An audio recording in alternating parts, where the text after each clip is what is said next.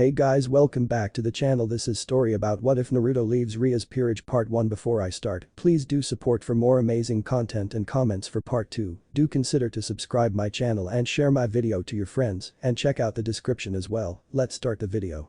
Apartment. It's been a shitty week, Dadabeo. You're telling me, Dadabana. Two individuals were sitting in the dark at a table in the dining room. Both had sun-kissed blonde hair, ocean blue eyes, light tan skin, and whisker marks on their cheeks.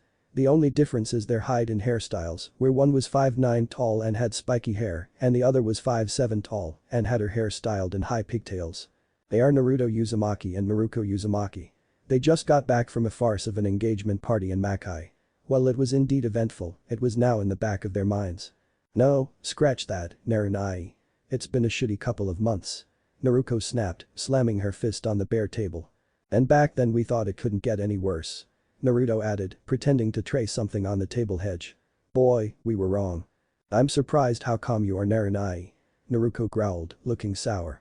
That jackass pervert pretty much took your place in Rias and Akeno's hearts. Naruto's fist clenched as he was reminded of that painful memory, leaving yourself out of the equation much, Imauto.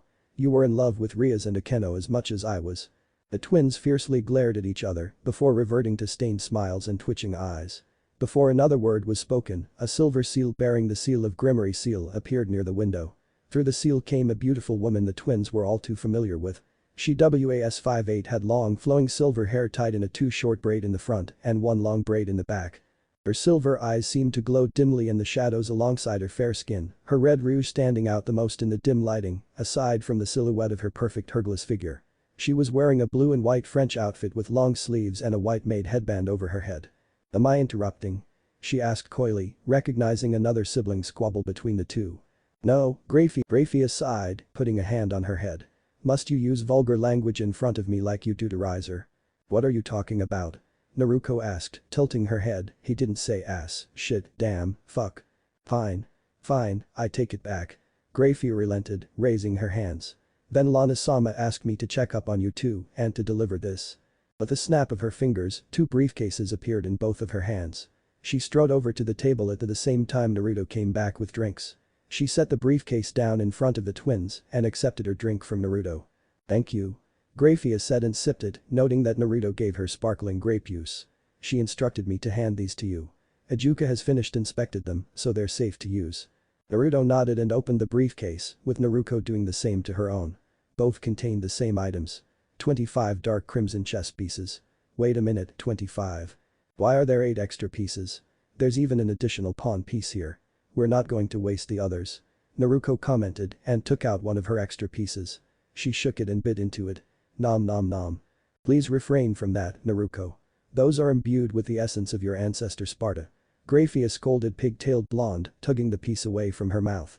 Please treat them with respect. As for the extra 8 pieces, those are fairy pieces. The legendary fairy pieces, only given to a handful of trustworthy devils. Neat. Naruko cheered, raising an inverted bishop that was encased in a glass sphere like the others. So these are the legendary Sparta pieces, eh? Makes sense that a devil like Sparta would have fairy pieces in his arsenal. Naruto mused, examining the king piece.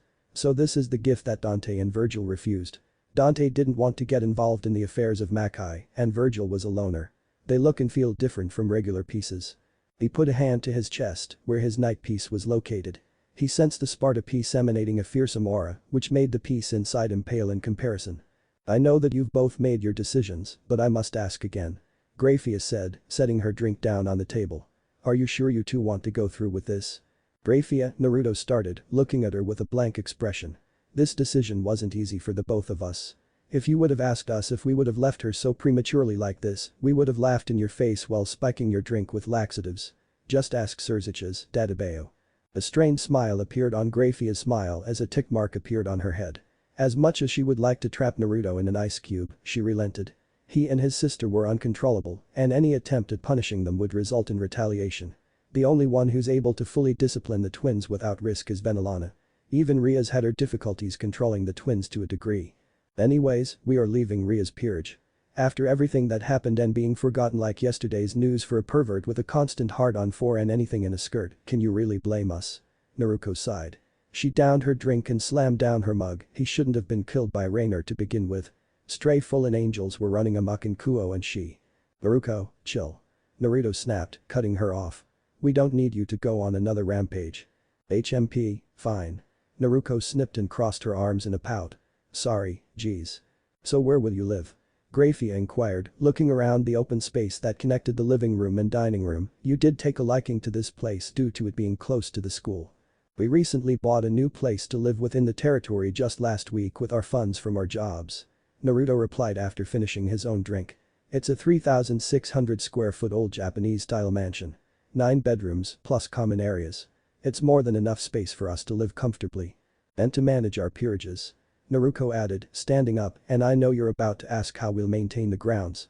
Don't worry, we already have that covered. She said before grinning, we have it covered in a way that would make Haidu green with envy. As a bonus, Rias and the others don't know about our guests. Then again, I don't think some of them will take it that well. Naruto said, closing his briefcase. No matter. We plan on telling them eventually. Grafia looked interested, might I be in on this secret? Ask Venelana Akasan. Naruto said, smirking, she's the only one who knows and allows it. Indeed I shall, Grafia said, watching as Naruto and Naruko stood together, holding the Sparta King pieces. Rias-sama and her queen will be saddened by this, but it's understandable why you're doing this. The twins nodded in confirmation. With sadness in their eyes, they held out her hand and focused their power within themselves. A red aura outlined their bodies and 2 pieces exited out of them. A red knight piece exited Naruto's body and Naruko's red rook soon did the same for hers. They glowed as they landed in their empty palms, with their auras disappearing. As the red pieces' glow faded, both twins gazed at their King Sparta pieces before bringing it to their chests. Grafia watched as the pieces glowed and sank into the twins' bodies. Crimson sparks arced off their bodies, concerning the silver maid. They saw their faces grimace before they are enveloped in a crimson light. A burst of energy pulsed throughout the apartment, causing Grafia to stumble back. The walls began to crack from the pressure. Naruto. Naruko. Grafia called out as their auras flared dangerously. Just as Grafia gathered her magic to try and reverse the increasingly dangerous situation, she saw the auras turning into gentle pulses. The auras quickly died down and the crimson light faded into the twins. Their appearances remained the same, but they were both breathing heavily. Well huff, that was something. Naruko said, flexing her hand. I expected it to hurt, but it was more shocking. Naruto groaned in agreement. Since the pieces accepted us, we really do have the blood of Sparta. In additions to the other bloodlines that would give sacred gear like the boosted gear and divine dividing, a run for it money, Naruko added with a grimace, at least we don't be walking with a stupid swagger over a baddest dragon gauntlets that's wasted on him. 2 words. Dress. Break. Don't remind me.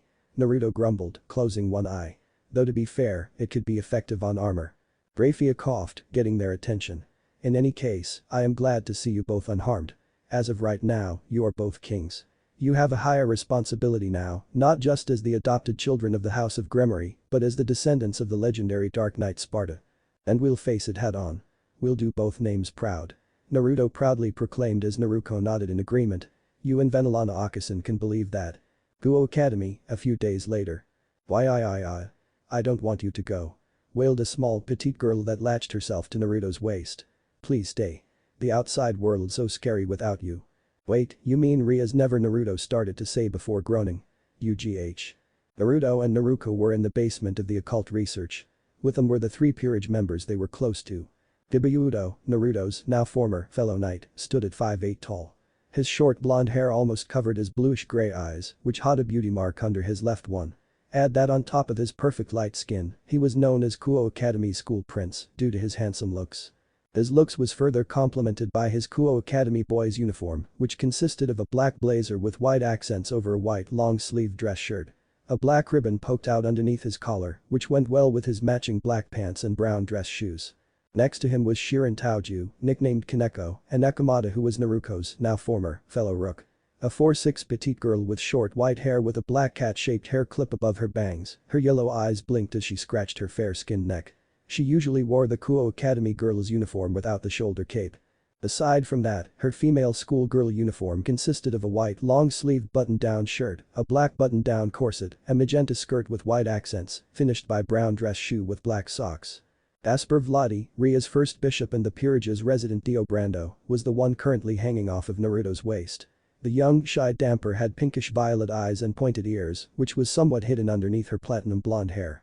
She's 4'11" tall and wore the Kuo Academy girl's uniform with knee-high socks. Naruto and Naruto were visiting Gasper, bumping into Kiba and Kaneko in the same room. Just like the time they sensed that the twins had become high-class devils, they also sensed that they now had king pieces in them and that the twins were no longer a part of Rias' peerage. Naruto groaned. Gasper-chan, when was the last time Rias came to help you with your powers? A week ago, Gasper mumbled into Naruto's shirt. God damn it. Naruto sighed, rubbing the back of his head. I'll give her one last reminder before we go. Just know that this isn't goodbye, guys. Naruto informed their three friends. We'll be around. We just need some time away. It's understandable. Take all the time you need, Naruto-senpai, Naruto-senpai. Kiba said with a determined look. We'll hold down the fort so you won't need to worry about us. You sure about that, Kiba-kun? Naruto drawled with a grimace. I still worry when any holy swords come into play during our skirmishes with stray church members and you decided to go lone wolf on us. Hey. Like I said, I won't do that if they appear. Kiba protested, sweating and looking flustered. You have my word on that, senpai. Excellent. Consider that one last lesson from your twin senpai. We're confident that you'll keep your revenge in check, but Naruto's eyes turned red as he locked eyes with his fellow swordsman, a Kitsune Hannya mask appearing next to him. If you go lone wolf with the holy swords and Rias-chan and Akeno-chan gets hurt because of it, you're gonna be fucked. Terrified, Kiba nodded his head rapidly like a bobblehead. Yes, Naruto-senpai. Good. Naruto smiled and turned his attention to Kaneko. And now we come to you, Shirin-chan. I don't want she started before Naruto popped a piece of chocolate into her mouth. As the chocolate melted into her mouth, her cat ears and tail popped up. A warm pink aura surrounded her as she ate the chocolate. MMHMM. We know you're scared of your Nekomata abilities, but you can't afford to run away from them like Akeno does with her own fallen angel abilities. Hate to say it, but they would have been more useful than the brat's dress break. Naruto said, caressing Kaneko's face, causing her to purr. We would have stood a better chance, but that's besides the point. None of us will get anywhere in life if our past holds us back. We're going, and it means that your time to shine. Naruto added, looking from Kaneko to Kiba to Gasper and back to Kaneko, so all of you. Stop. Holding. Back. Are we clear? I'll try, Naruto-senpai. Kaneko said timidly and squeaked when Naruto grabbed her cat ears. But kitty. Naruto cooed, rubbing behind her cat ears. Please come back soon. Gasper whined, looking up at Naruto. I don't want to miss you. And you won't, Dadabeo. Naruto replied, smiling. Also, take care of the new girl, Asia. After saying their goodbyes, Naruto and Naruto headed upstairs. They had previously contracted Rias and Akeno to meet with them. It was just to go out to the town, nothing more, nothing less. The two had agreed, noting that it's been some time since the four of them hung out together. 1 hour later, the sun started to set and Rias and Akeno still haven't arrived. That's weird. Naruto noted, checking her watch after exiting the building. Rias-chan and Akeno-chan should have been out here by now. Rias-chan may still be dealing with paperwork. Naruto guessed, frowning as he stared at the building. I'm sensing that they're still in there. Jerking his head towards the building, Naruto and Naruto re-entered the building and went upstairs. They stopped in front of the large ornate double doors, noticing that they were cracked open. Lewd sounds emanated past the door, causing a feeling of dread in the twins, especially Naruto. Steeling themselves, they peered through the crack in the door. They saw their king and queen, Rias and Akeno, servicing their pawn Issei Haidu by sucking at his fingers. They, of course, understood the reason why, as they had to extract the excess magic from him so that his arm can remain human. But the fact that Rias and Akeno looked like they were enjoying themselves was like a stab in their hearts. Upon eyeing Issei's look of arousal and hearing his perverted giggling, Naruto was seething. She stormed away, leaving an upset Naruto, who looked down on the ground and rubbed his eyes. Looks like we're taking a rain check on that outing. He mused before quietly closing the door, his last sight being Rias and Akeno smothering Issei with affection. He followed Naruto's energy signature to the main entrance outside. Looking around, he found her sitting at the trunk of a nearby tree, looking up at the window where Rias would look over the school and its grounds. Above her head is an indent of a footprint in the tree. Rias-chan. Akeno-chan. They didn't even notice us. Naruto sniffed, wiping her eyes. And we weren't even hiding our energy. Naruto shrugged. Yeah, true. But to be fair, the brat didn't notice us either. Then again, who can blame him? He has the attention of the two great ladies of Kuo Academy. Guess he has more chemistry with them than we do. You don't have to hide it, Narinai. You're just as pissed as I am. Naruto said, looking sour. I am. Naruto replied, narrowing his now red eyes, but they made their choice, just as we made ours. So enough is enough. It's time to leave. Naruto nodded and hopped up from the tree. Walking side by side, they left the school grounds. Hey, Narinai. Yeah. You know this, but just because I'm also in love with Rias-chan and Akeno-chan doesn't mean I'm not in love with you too. Really? I would have never guessed because the feeling's mutual. Well, at least we still have each other. You're not getting into my pants that easily. Haidu residence. The beautiful Rias Gremory entered her new room in the Haidu residence. 5'8", long crimson hair, blue-green eyes, fair skin, and a buxom figure, she was every man's wet dream, especially in her current semi-transparent nightgown, which didn't do much to conceal her bare and her red panties. After the engagement party and the failed wedding, she decided to move in with her pawn Issei, his family, and her bishop Asia, who was also staying with the latter. She was still reveling in her newfound freedom. Freedom from the engagement with Riser. She hated the fact that her fate to marry someone was decided without her input, especially when she was just a child. Besides, she was never interested in Riser. He was arrogant, annoying, and constantly flaunting his wealth, status, and harem in the form of his peerage. He was never like that when they were children, as she got along with his very well. But as they got older, the power of the House of Phoenix got to his head, causing his friendship with Naruto to end. The two held a mutual dislike for one another ever since Riser became a smug asshole. Riser continually mocked Naruto for being a low-class devil, and he will be marrying his crush and surrogate sister Rias. In response, Naruto made fun of Riser on more than one occasion, antagonizing and mocking him for being a one-trick pony and repeatedly calling him fried chicken. Rias giggled at the memory of Naruto verbally taking Riser in a brutal fashion, mocking him for his all-female peerage only being in purely for looks, and making Riser out to be a bully for taking on another peerage with no rating game experience, unlike him. Naruto, she murmured to herself. She reached into a box full of unpacked things and pulled out a picture. It was a picture of herself, Akeno, Naruto, Naruko, and two of their childhood friends, both wearing pigtails like Naruto. Wait. Rias blinked owlishly, I feel like I'm forgetting something. Oh. Hey Rias-chan. You think me, you, Naruko, and Akeno-chan can go out into the town? It's been a while since we did so. Oh. Of course. Just let me finish this paperwork. Then I'll go get Akeno, and then we can go. 1 hour tops, I promise. It's a date then. Rias giggled at that. Absolutely. Oh damn it, Naruto and Naruko. That's right. Rias shrieked, a horrified expression on her face. Oh by the four Satans, how could I forget about them? Forget about what? A voice asked from the doorway. Rias turned to see her bishop, Asia Argento. She was a pretty young Italian girl with long blonde hair, green eyes, fair skin, and a medium-sized bust. She was wearing a pair of modest pink pajamas. It's nothing. Rias replied as she grabbed her phone. She dialed Naruto's number and waited for him to answer, but no one answered. What? Frustrated, she dialed Naruto's number, but got the same result. Why? They always answer me. What's wrong, but you? Asia asked, concerned about the frantic look on her king's face. Are Naruto-senpai and Naruko-senpai alright? I hope so.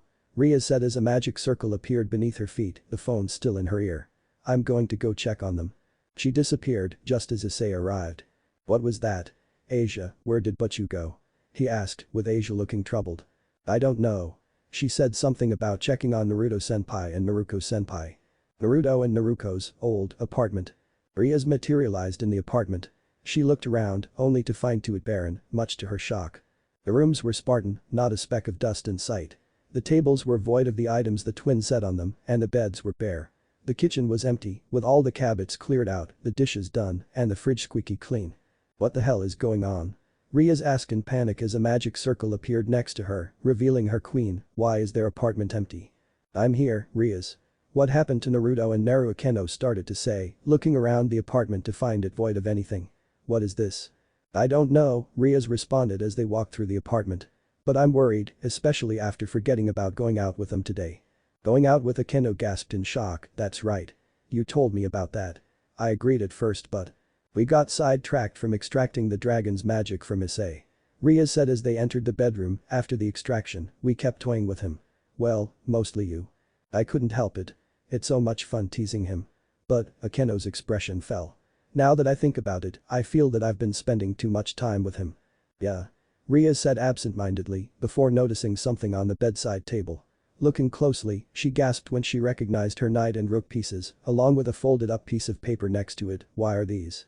Wait, aren't those Naruto-kun and Naruko-chan's pieces? Akeno questioned, looking worried as Rias picked up and read the note. You don't think someone got to them? No, Rias said, shaking her head as the bangs in her hair shadowed her eyes. Akeno frowned. But you. We have to find them, now. Mountain Park. "Oh, it's you guys again." Naruto drawled. "Wow, I knew the genre had a hard-on for us, but this is too much, man." His eyes scanned at their numbers, then chuckled. "And you brought backup. Maybe this time it might be more of a fight. And having you idiots team up with a band of even more idiots in the form of the Hero Clan is just fucking priceless." Naruto added with a manic grin. "Shouldn't you all be out chazzing Yama and fiends?" The two blondes were passing through the park with a large fountain when they ended up being ambushed by a group of ninjas and warriors. The ninjas were from Hejinmen sect of the Mugen Tenshin clan and the warriors were from the Hero Clan. "By the order of Genra-sama, you monsters will die in the name of justice." The general of the Hejinmen declared as his comrades unsheathed their weapons. "As long as you live, the risk of our clan being discovered by the outside world increases. And you will pay for the death of our comrades." The leader of the group from the Hero Clan added. "Every day you both breathe is a dishonor to our fallen comrades." Naruto sighed. "As usual, you dipshits continue to prove how low your IQs have fallen with each passing year. We thought the piles of dead bodies we sent back to you all this time would send a loud and clear message to leave us alone. But now." Naruto sneered.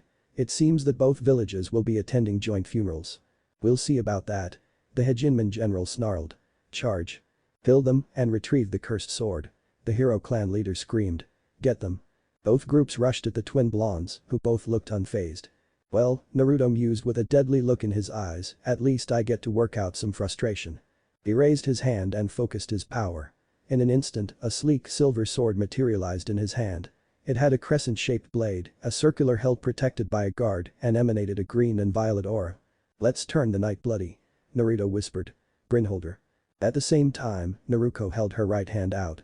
A golden flame enveloped her arm, forming an oversized golden-yellow gauntlet that bore a resemblance to the boosted gear, with its jewel being purple in color.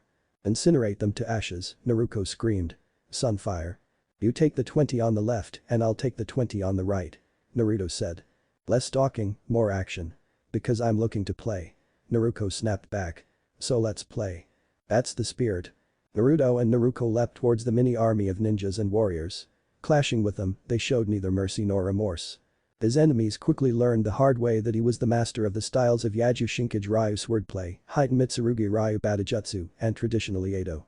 For the ordinary man, learning all of the sword styles would have been considered impossible, but Naruto was considered anything but normal, especially when using the Uzumaki style ninjutsu. Using his vast energy reserves, he abused the crap out of the Uzumaki style. Taking advantage of the Shadow Clone Jutsu benefits, he accelerated his training with the sword styles, which was how he became very closer to the title of Master Swordsman. His fellow knight at the time, Kiba, admired him for his peerage skill and vowed to become as strong as him someday. Naruto's opponents, who were obviously low to mid-level grunts of their respective factions, were severely outclassed. And they were all thoroughly screwed, considering Naruto's strikes were as fast as a machine gun. Devil scum." Naruto smirked as he used Brynholder to trace a circle in front of him. He was then sliced and stabbed with various weapons before fading away. "What? Where did he go?" yelled one of the warriors. "I could have swore he killed him," a ninja replied before spotting Naruto behind them. "There." Naruto hefted Brynholder over his shoulder. The first blade. Residual moon from the school of Yaju Shinkage, followed by a dragon nest flash from the school of Heitan Mitsurugi. He said, looking behind him. "Combine them together and you're already dead." "Nani?" One of the warriors of the hero clans exclaimed in disbelief. The next second, cuts appeared on their bodies before their wounds exploded. Within the span of a second, Naruto shook them with rapid blows to their vital areas. The sheer pain and blood loss they experienced made them crumple to the floor, dead within seconds. "And you know what?" Naruto mused, channeling energy into Brynholder. "You lot won't be going back at all." Spinning on his heel, he unleashed a wave of demonic energy. As soon as the wave washed over their bodies, they disappeared in a pile of ash. "So, the threat of knowing the secrets of Genra and the old farts of the Hero Clan isn't keep them at bay." Naruto growled, biting his thumbnail. "Once we gather peerages of our own, we'll deal with them directly and in a permanent manner." He looked over at his sister, who was having the time of her life.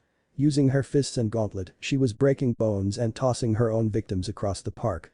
Whether it's slamming them to the ground by their limbs or sending them flying with a vicious punch or kick, Naruto showed why she was the most powerful tank of Rias Peerage at the time. Unlike Naruto, Naruto specializes in close-quarters hand-to-hand combat, using a mixed martial arts style that incorporates Shotokan and Satsukan, street-style kickboxing, Mishima Ryu karate, and Kazama Ryu Aiki Jujutsu. Using the same shadow clone trick that her brother used, along with the same discipline to perfect her techniques, Naruto was close to being a master martial artist, but she couldn't take that title yet. Still, it was enough for a maniac rook like the pigtailed blonde. If one would describe Naruto's fighting style, the main dish is brutality, with a side of turning defense into offense. Worse, as her adrenaline increases, her personality changes, switching into a crazed axe-crazy psycho whose sadistic tendencies would have Akeno hesitant to admit her into her BDSM dungeon. Not that Akeno has one, mind you. Back to Naruto, she was now surrounded by broken bodies and limbs. She was giggling, swaying back and forth on her feet. Of the 20 poor souls that faced her, only 3 were unlucky enough to survive, with 2 from the Hejinmen and 1 from the Hero clan, trying to crawl away from her. This is all wrong. One of the ninjas shouted, "You can't be as strong as your mother Kushina. You were both supposed to be weak." "Oh ho?" Naruto cooed, raising her gauntlet. "According to who?" The beam shot from the palm of her hands, wiping out the ninja and his comrade, leaving the member of the Hero clan remaining. "Oh god, please," he cried, trying to keep away from the advancing blonde Punisher. "Have mercy. I have a family." "Oh yeah, asshole." Naruto seethed as energy gathered in her palm. "So did we." "Naruto, enough." Naruto said, flash stepping next to her and putting a hand on her shoulder, "Let him go. Let him report his failure to the higher-ups of both villages. It'll send a message that we're not messing around." Naruto growled before letting out a deep breath. As she exhaled, her facial features relaxed and she dismissed her gauntlet. "Besides," Naruto picked the survivor up by his shirt. "We have some questions." "And anything?" the Hero clan member squeaked. "Who masterminded this collaborated effort between your Hero clan and the Mugen Tenshin clan?" Naruto asked, bringing Brynhilder to his neck. "Why do both of the clans want us dead?" And finally, he leaned in closer to his face. "Who sold us out?" "I don't know. I'm just a normal grunt," the Hero clan member cried out. "All I heard was that someone from one of the major houses in Makai found out and delivered the information to the Hero clan council. That's it, I swear. Please don't kill me. Especially with that sword." Naruto narrowed his eyes as the Hero clan member fearfully eyed Brynhilder. Huffing, he knocked him away with the hilt before dismissing his sword. "Still blaming me except Sito-san, eh? No matter. I'm done trying to convince you lot. Now get out of our sight, maggot." Naruto jerked his head to the side, with the Hero clan member nodding rapidly and took off. Naruto shook his head, smirked at Naruto, who blew a sour raspberry at the retreating figure. "They're going to escalate their attacks at this rate," Naruto said and side-eyed her brother. "Who should we hit first?" "The Mugen Tenshin. We have evidence that Genra is working with Dotek, as well as him being responsible for the Cows Brigade flooding the village when we were kids. Not to mention allowing Raidu in to sneak into the village multiple times," Naruto added, clenching her fist. "Raping Am-san and crippling Hei-kun years later. Once we expose them, hold on." Redonning her Sunfire gauntlet, she raised her palm and fired an energy beam at Naruto. Naruto casually dodged it, allowing the beam to impact his would-be attacker. They saw it was the Hero clan member they spared, who charged at the twins while their guards were down. The beam blew him apart, littering the ground with his charred body and limbs. "As I was saying," Naruto huffed, dismissing her gauntlet again. "Once we expose Genra, he'll answer to everything and we'll find out exactly who he's in league with in Makai. So let's get going, Narunai." Naruto nodded before his senses tingled, causing him to groan. But before that he pointed upwards. "Naruto. Naruto." Rias called out, descending to the ground alongside Akeno. "Stop right there." "Hey Rias." "Hey Akeno. Nice night, isn't it? Sorry about the mess here." Naruto drawled, his azure blue eyes trained on them as they landed. And judging by the looks on your faces, he noted the two's confused and disappointed looks. "You read our little farewell note." Rias and Akeno looked around the area to see piles of ashes blowing away in the wind, revealing the charred remains of human bones. Rias shivered at the scene of carnage, while Akeno looked away, feeling uneasy. Naruto sighed and jerked his direction to a path. "Let's take a walk. It is a bit corpse-y out here." Naruto and Naruko started walking, with Rias and Akeno right behind them. After looking behind herself, Rias turned her attention back to the twins. "Explain yourselves. What is the meaning of this?" "Basically our past coming back to haunt us," Naruko replied, jerking her thumb over to remains of the short battle behind them. "Nothing but a little self-defense." "That's not what I mean, and you know that. Do you really mean to abandon my peerage after everything we've just been through?" Rias demanded, anger dominating her beautiful features. "If you two go through with this, you'll both be branded as stray devils and I can't protect you afterwards." "We know." Naruto shrugged. Naruko, please don't do this." Akeno chimed in. "Think about Rias. Don't trample on her pride. We owe her our lives. Don't you remember?" We remember that clearly, Akeno. Naruto said uncaringly. Your point. Rias and Akeno flinched when they finally noticed the lack of the affectionate Chan after their names. Why are you doing this? Do you think running away will solve anything? Rias shouted, her eyes watering. Why don't we sit down and talk about this? Please don't go. I don't want to have to hunt you both down. The twins stared at the retreated king with deadpan eyes. Naruto's eyes twitched while Naruto growled in frustration, running a hand down his face. Hibakun noticed. Shirin-chan noticed. Sona-chan and Tsubaki-san learned about it. Hell, even Saji of all people noticed, and he's a bloody pawn. Naruto bit out, tick marks appearing on her head. How is it possible that neither of you noticed by now? You're making our decision easier than we thought. What are we supposed to notice? Akeno asked waspishly, angered at Naruto's wording. Naruto just shook his head. To be fair, they were a lot more involved in our decision. But to be frank, you guys barely pay attention to anything lately, so I'm sure you won't mind us taking a hike. Just don't worry your pretty little retreat about us. We won't be strays you'll have to hunt down. Do you think that's what I'm worried about? Rias screeched, magic gathering in her tightly clenched fists. Having to hunt down family to kill the ones I love. I'm worried about the both of you. Running away like this isn't like you two. You always face your troubles head on, damn the consequences. Why can't you both talk to us about the problems you're facing? Rias. Akeno suddenly spoke up in a small voice. The ruined princess turned towards her queen. What? Akeno was nearing tears herself, biting her lip as she gestured at the twin devils. Use your king, Rias. The azure-eyed teen's lips upturned as Rias complied with a strange request, her trust in her queen absolute. As her king piece resonated with the pieces within them, she gasped in shock as she tumbled backwards from the pulse of their pieces, her aquamarine eyes widening in horror. Two kings. Exactly. Naruto confirmed, looking at the two great ladies with one eye closed. Consider it our resignation. With this, your slots for the knight and rook pieces have been cleared up. But when? How? Before the school semester started, we took the exam to become high-class devils. Naruto explained matter-of-factly. We weren't fans of the huge ritual and ceremony, so we took it privately with the four Satans overseeing the proceedings. It wasn't easy, but we got through it. And you never told us? The Ravenet Queen asked dispiritedly. Why? To be honest, we were going to tell you as soon as we got back. It was going to be a surprise. But before we could, Kiba and Shirin-chan sensed our ascension. Even Sona-chan and Tsubaki-san found out before sensing our power. Naruto said, looking at Akeno with a saddened gaze. We thought you both would, so imagine our surprise when Rias never spoke up about it. Even you, Akeno. He grumbled, scratching the back of his head. But at the time, we got over it. After all, the strength we gained was meant to protect everyone precious to us.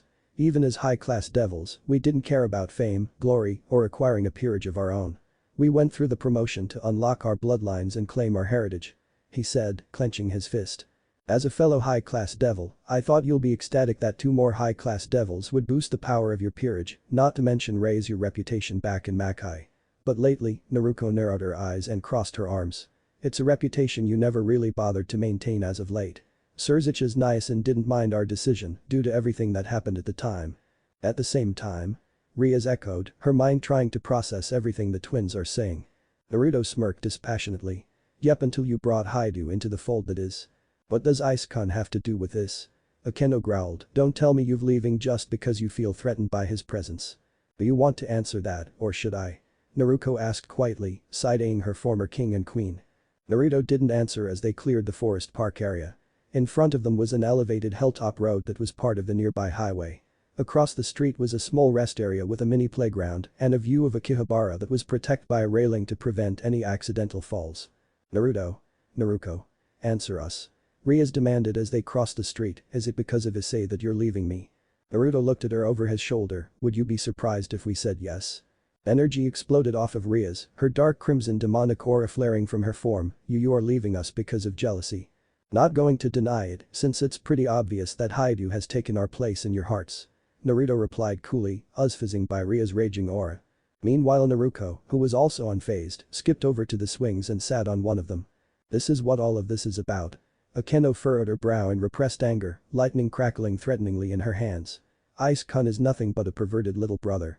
And you both are my siblings in all but blood. How can you even think that he replaced you in our hearts? What gives you the right to assume such things? Naruto raised an eyebrow, slightly amused by their anger in her tones. Well, missing the appointed time to hang out today in favor of blowing Haidu's fingers doesn't help your case. You two were so into it that neither of you noticed us like you usually did when we were kids. Startled, the magic faded from Rias and Akeno, who could only exchange looks of horror. Naruto just shook his head and joined Naruko, sitting on the swing set. You saw that? Rias whispered. You two were taking too long with the paperwork, so we went to go see what was going on. Imagine our surprise to find you were both going to town on the brat's fingers. Naruko said, anger evident in her voice. From our position, it looked as though you both were sucking something else. Naruto growled, his tone telling her not to push it. Naruko shrugged. Meh, my bad, but that's beside the point. Akeno shook her head, Naruko, you know that we were. We know. Jokes aside, you were sucking the dragon's magic from his arm. And that's all well and good, since you like to tease him, Akeno. Naruko giggled, before reverted back to her annoyed look. It still doesn't change the fact that you never noticed us today. And no, you don't get to use the excuse that you weren't paying attention. Remember us playing hide and seek when we were kids? We would always lose because you two managed to constantly detect our energy signatures. You guys would ambush one of us and smother us with hugs and kisses when you felt our energies close to us. As we grew up, you stopped being so affectionate. And it's understandable, as we were all growing up and maturing. Naruto noted in resignation. At least you were still acknowledging us. But today and for the past few months, it's apparent that we no longer mean as much to you as we did before. Kiba, Kaneko-chan, and Gasper feel the same way, but a much lesser extent than us. Just because. You know, out of everyone we know, you two were the only ones who were unaware of our promotion. Naruto cut off Akeno with an exasperated look. Kiba and Shirin-chan noticed almost immediately when he got back from the exams. Gasper found out when Shirin-chan called us out on it while we were playing some video games. Sona-san learned about it because Seraful-chan couldn't keep her mouth shut around her. Because of that, we waiting for you to notice, but you two never did. And note that this was before Haidu joined your peerage. As a king, all of your pieces are equal in importance. And I, for the life of me, couldn't figure out how you couldn't sense our promotion like the others. How? I never meant to, Rias stuttered, putting a hand to her heart. She couldn't find a good excuse. That was because she had no excuse. Yes, they were both already powerful, being high devil classes, but she still should have noticed their promotions from a mile away. I'm sorry for not noticing, Naruko. But this doesn't mean that we don't care for you. Rias protested, with Akeno nodding in agreement. You had a funny way of showing it past few months, Naruko countered with a nasty sneer. And when the brat came into the picture, it's gotten worse. Nevertheless, we kept our mouths shut since we wanted to know how long it'd take you both to notice. Took more effort from me than Naranai here. By the way, that's one of a few factors that mostly solidified things for us. One of few? Please explain. Akeno begged them. Naruto grimaced. We told you about the Mugen Tenshin clan and the Hero clan. In truth, they've been harassing us for the past few years after someone in Makai sold us out.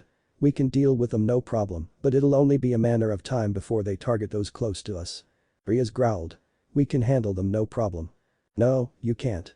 Naruto refuted, shaking his head. Yes, you have the power of destruction, but these idiots specializes in fighting the supernatural. They fight to kill, and you lack the experience to deal with opponents like them. They show no mercy, so neither shall we. It's not worth your hands being stained in their blood. They're our problem. Always have been. Why didn't you tell us about what they were doing to you? Rias asked, looking hurt. Because we didn't want to worry you. Naruto answered. And you busy doing other things, like securing Kuo as your territory, dealing with stray fallen angels invading Kuo, and telling Riser to fuck off. So, what are those king pieces? Akeno inquired, biting her lip. They feel different from Rias.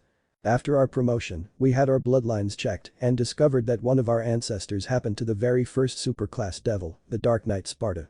Naruto revealed, giggling at Rias and Akeno's shocked expressions. That allowed us to acquire his evil pieces that he had commissioned for his sons, Dante and Virgil. The Sparta pieces, Rias whispered, realizing that now they're kings, they're entitled to their own peerage. So that means. When Surzich's Niacin allowed us to leave your peerage, we had many offers to join other peerages. Saratan was especially insistent. Naruko commented, a ghost of a smile on her face. But we wanted to go our own way, Dadabane. Wait, you asked Ani-sama? Rias goggled incredulously. And he agreed. Naruko nodded. We were surprised too, to be honest. But your actions as of late convinced him. Like we said, he didn't mind. Even Venelana Akasan agreed. Other two, why would she? Before we answer that, Naruto gave Rias a pointed stare. Rias, have you looked back on the rating game at all? No. Rias answered in a small voice. Why? Naruto sighed, rubbing his hand through his hair. Rias, your mom and dad were watching the rating games. You started out strong, but your performance faltered at the end. They watched as you surrendered the game in an effort to save Haidu after he was decimated by Riser. You acted as if Riser was going to kill him, but in reality, he was just going to incapacitate him enough to be removed from the game. Everyone was baffled when you just gave up, completely forgetting about your two other offensive-capable pieces. A knight with enhanced speed and a rook with enhanced defenses. Both high-class devils who can go toe-to-toe with the likes of Serraerd both together and individually. What he said. You had a second wind in the form of us. Naruto added, wagging her finger. You could have castled with me so I could help you, Asia-chan, and the brat escape, while Naruto, who was itching to kick Riser team's ass mind you, would have held him off. Worse, you surrendered, just as Narinai and I forced you Baluna out of the game, and that was no easy task. You could practically hear the toilet flushing when that happened. I didn't think of that, Rias mumbled, looking ashamed. Your surrender basically put a lot of egg on the House of Grimmery's reputation. I never seen Zeodicus Tausen, Venelana Kausen, and Surzich's Niacin looking so embarrassed and disappointed, especially in front of the House of Phoenix and other important VIPs. They expected your victory because of our promotion, so imagine their surprise when they found out that you didn't know and utilize us to the fullest. Naruto stated with a deadpan stare. That is not Ria's fault. Akeno snapped in an attempt to defend her king. You never told us anything. Then explain to me how she never sensed us replacing our bloody pieces. Naruto shot back, hopping off the swingset. The power that was generated from that should have caught both of your attention. I mean, it happened in her fucking territory, a quarter of a mile from the school. We haven't been her pieces since she moved into the brat's house. That's unfair to her and you know it. Akeno hissed, getting into Naruto's face. You knew she moved in with Ice-kun, but you left the pieces in your apartment. Yeah, you're right, it is unfair. But shouldn't a king be so unaware of her peerage? What does that tell you about how much she cares about all of us? Naruto retorted, pulling Naruto back. In welcoming Haidu and Asia-chan, she has neglected the rest of us. If it were just for a few days to get the newbies situated into peerage, sure, that's fine. But it continued. The shadows of vengeance still lingers in Kiba. Shirin-chan is still like you, still afraid of her powers and heritage. Oh, and Gasper hasn't seen her in weeks and is even more afraid of going outside. As their king, you were supposed to help them with their problems like you promised them, Rias. We could only do so much. Instead, you chose to squabble with Asia over Haidu, amongst other things. Because of your negligence, we had to train alone for our match against Riser, mostly stopping by to help Haidu and Asia-chan in their training. When we were attacked one day by Mugen Tenshin-nin, we were showing battle scars that were not from training, and you didn't even show concern for us when we returned. You could have told us about your troubles, but you kept your mouths shut. In the end, all of this still boils down to jealousy. I thought better of you, Akeno snarled. Naruto wistfully smiled and shrugged. I thought better of us too. But we are devils, personified by the 7 deadly sins, and we're selfish. I love you too, Rias, Akeno. So does my sister here, but we can't have you too. Not when your hearts have been enraptured by Haidu. That's nonsense. I love you too to death. Rias shouted angrily. You know this. What could have made you think otherwise? Because Grafia-san popped in out of the blue, looking for you at our apartment. Naruto answered with a frown. She was pretty surprised to see you weren't there, much to our confusion. She confessed that the House of Phoenix was pushing the engagement and the House of Grimmery folded. She thought you would come to us to lose your virginity to me to annul your marriage with that fried chicken idiot. Imagine our surprise when we tracked you to Haidu's place. Rias took a step back. You saw that too. We saw everything. Like, really, Rias. The fucking perverted brat of all people. Naruto snorted with disbelief. Have more respect for yourself, damn it. A girl's first time is sacred, regardless if you're a human or a devil. I know, but you're my closest siblings in all but blood. I chose Issei because he was naive and malleable. Rias argued weakly. And you're one of the 2 women I love. Naruto confessed and hopped off the swing. You looked so happy when Haidu came for you.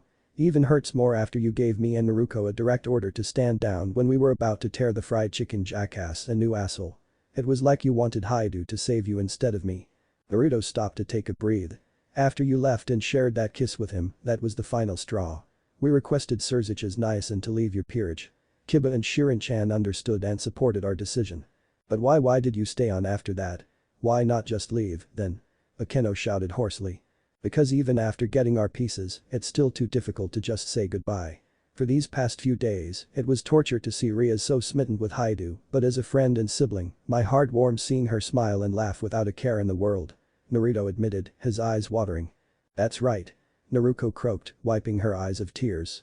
We were going to say goodbye in that planned outing, but then you both had the nerve to instead suck that brat off. That 1 hour we planned mutually to be together one last time, just to say our goodbyes, and you didn't even notice we were there. No, Naranai was wrong, Akeno. That was the final straw. Things don't have to end this way, Naruko. You're still our dearest siblings. Please give us a chance. Rias pleaded, seeing their hair shadowing their eyes as tears fell down their whiskered cheeks. We'll make up for all the neglect. Don't leave. Please. Dearest siblings, eh? Naruto scoffed, wiping his eyes with his sleeves. I thought we were, for many years. We played together as children until our parents died. We found each other again when you saved us and Akeno from the streets. All those times we spent together, laughing and playing and sleeping together. But now, we're just a couple of pieces that both of you forgot for a pervert with a dragon arm. Naruto and Naruko started walking towards the railing, turning their backs on their loved ones. So all those years together mean nothing to you now, Akeno screamed in frustration and anger, tears falling from her eyes. That made them both pause in their steps. They still mean everything to us. Naruto quietly said. But they obviously meant nothing to you. He turned to look at them, his eyes glowing red with silent fury. We devils live for thousands of years, and I'm not willing to live that long with two women I love, spreading their legs for some pervert that only care about one part of your body. I was willing to share the love Naruto had to you, Naruko chimed in. But what's the point if you're smitten with someone else, smothering him with the love you claimed you had for us? Naruko sniffed, her eyes glowing too. We won't interfere with you and the brat. Just do us a favor and don't make the same mistake with your next Rukken night. Before Naruko could finish, Naruto was suddenly struck and sent flying into the rest stop. Rias gasped, Naruto. Oh, you gotta be fucking kidding me, Databane. Naruko growled, recognizing her brother's attacker. His attacker wore red armor, with an all too familiar red gauntlet on his left arm. Where the fuck did the brat come from? Naranai. I'll make you pay for making but you cry, you asshole. Issei yelled, before charging at Naruto. Issei, stop. Rias screamed, reaching out with her arm. Naruto calmly picked himself up from the rubble and brushed himself off. Well, that happened. He mused, looking over his shoulder to see Issei in his scale mail armor coming at him. Alright then, brat. Letting out a wicked grin, he summoned Brynhilder, tracing a circle in front of him. Bad move, Rias breathed before screaming. Naruto, no. Issei struck Naruto, knocking him further through a building. As the blonde went through wall after all, he slowly faded away. What? Issei was taken aback by Naruto's disappearance. Where it irk? Feeling a sharp pain in his chest, Issei looked down to see a silver blade sticking out through his body. He coughed up blood and looked behind him to see Naruto, who was less than amused. He then felt his body being lifted from the ground, causing the boy to hold the tip of Brynhilder to keep it from cutting upward into his body. Right. Naruto growled, his eye blazing red with slits. So if you would just care to explain to me in one sentence why you actually thought attacking me was a good idea, I might just let you go. Issei just gurgled and choked up blood in response. Yeah, see, I don't get it either. Naruto nodded mockingly in agreement. Hey Naruko. Why don't you try getting something out of him? Using Brynhilder, he tossed Issei at his now grinning twin, who had Sunfire out and waiting on her right hand. As Issei's prone body flew towards her, her gauntlet configured itself to form a pile bunker that acted as a piston. Like I give a damn. Vault breaker. She delivered a massive punch to Issei, before slamming him down to the ground with her fist. Activating her gauntlet, the piston pumped, increasing the power of the blow with the force of a door-busting pile bunker. The impact created a crater that sent Issei 3 feet into the ground. Ah, that felt good. Naruko laughed as she withdrew her fist, resetting the piston. Sorry, Naranai. He had nothing worth asking about. Meh, just as well. Naruto mused and watched as Rias and Akeno ran over to Issei. That sneak attack knocked whatever respect I had for him anyway. You had respect for him? Naruko said dryly. Well, barely, but Naruto shrugged. Nah, not really. Naruko nodded, thought so. The twins watched as Rias and Akeno tended to Issei, whose armor deactivated after taking so much damage. Please, that's enough. Akeno pleaded as she tried to heal Issei. Don't. We weren't going to kill him, jeez. Naruto rolled his eyes and walked toward the railing. After all, he's the guy you chose over us. I'm sure he'll treat the two of you well, being a good-for-nothing perverted shitston he is. Damn it, just stop it. Rias screamed in frustration, looking at the twin with tear-stained eyes. I'd rather have you too. Please, don't leave us. Not like this. Naruto and Naruko didn't stop until they reached the railing. When they looked back at Rias and Akeno, there were tears in their blue eyes. Goodbye. They both said, before jumping the railing. Rias and Akeno cried out and ran over to the railing. When they looked down, the twins were nowhere to be found down below. Chapter 01 End. Next time, Chapter 02. Aftermath. 1 month has passed since Naruto and Naruto left Rias Peerage. Along with training a couple daughters of demon lords, they were scouting out their future Peerage members. As for Rias and Akeno, well. You made it to the end of the chapter, yay. Hope you enjoyed it. For the new year, I hope to pump out constant updates and whatnot if real life doesn't get in the way first. This chapter was a basic setup to future events in the story. In addition to deal with the events of HighSchool DxD, the twins and their peerages will be dealing with events of Testament of Sister New Devil and Dead or Alive when it comes to their past. Raising hell on earth makes for some good therapy and a bad day for the Mugen Tension, the Hero Clan, and the Cows Brigade.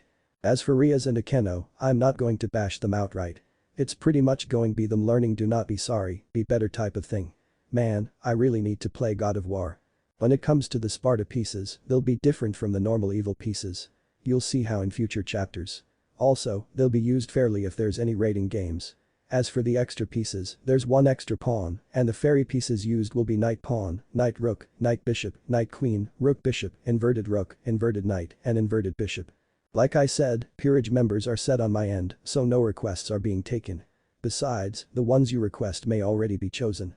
The next updates, in short order, are Shinigami's Devil Huntsman, The Fox of Overwatch, Fate Uzumaki, Naruto Hentai Adventures, and an update to 2 older stories. That's it from me. I shall see you all in the next update. Also, subscribe and follow me on YouTube, Twitch, and Twitter for Let Plays and retweeting wafus and other stuff. Until then, see ya in the next update. Peace. References. The Mugen Tension clan and its Hejinmen and Tenjinmen sects are from the Dead or Alive series.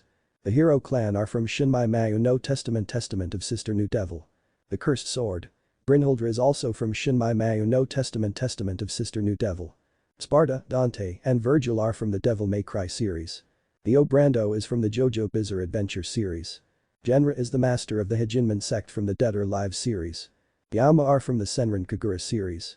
Deans are from the Ninja Gaiden series, in the same universe as the Dead or Alive series. Sunfire is a gauntlet based off the gauntlet from Yang Golden Sun Dragon picture drawn by DISHWASHER 1910. Yaju Shinkage Ryus wordplay and it's the first blade. Residual moon technique are from the Marvel Blade anime. Titan Mitsurugi Ryu Batajutsu and its Dragon Nest Flash technique are from the Rurouni Kenshin series. Shotokan and Satsukan is a fighting style from the Street Fighter series. Mishima Ryu Karate and Kazama Ryu Aikijujutsu are fighting styles from the Tekken series.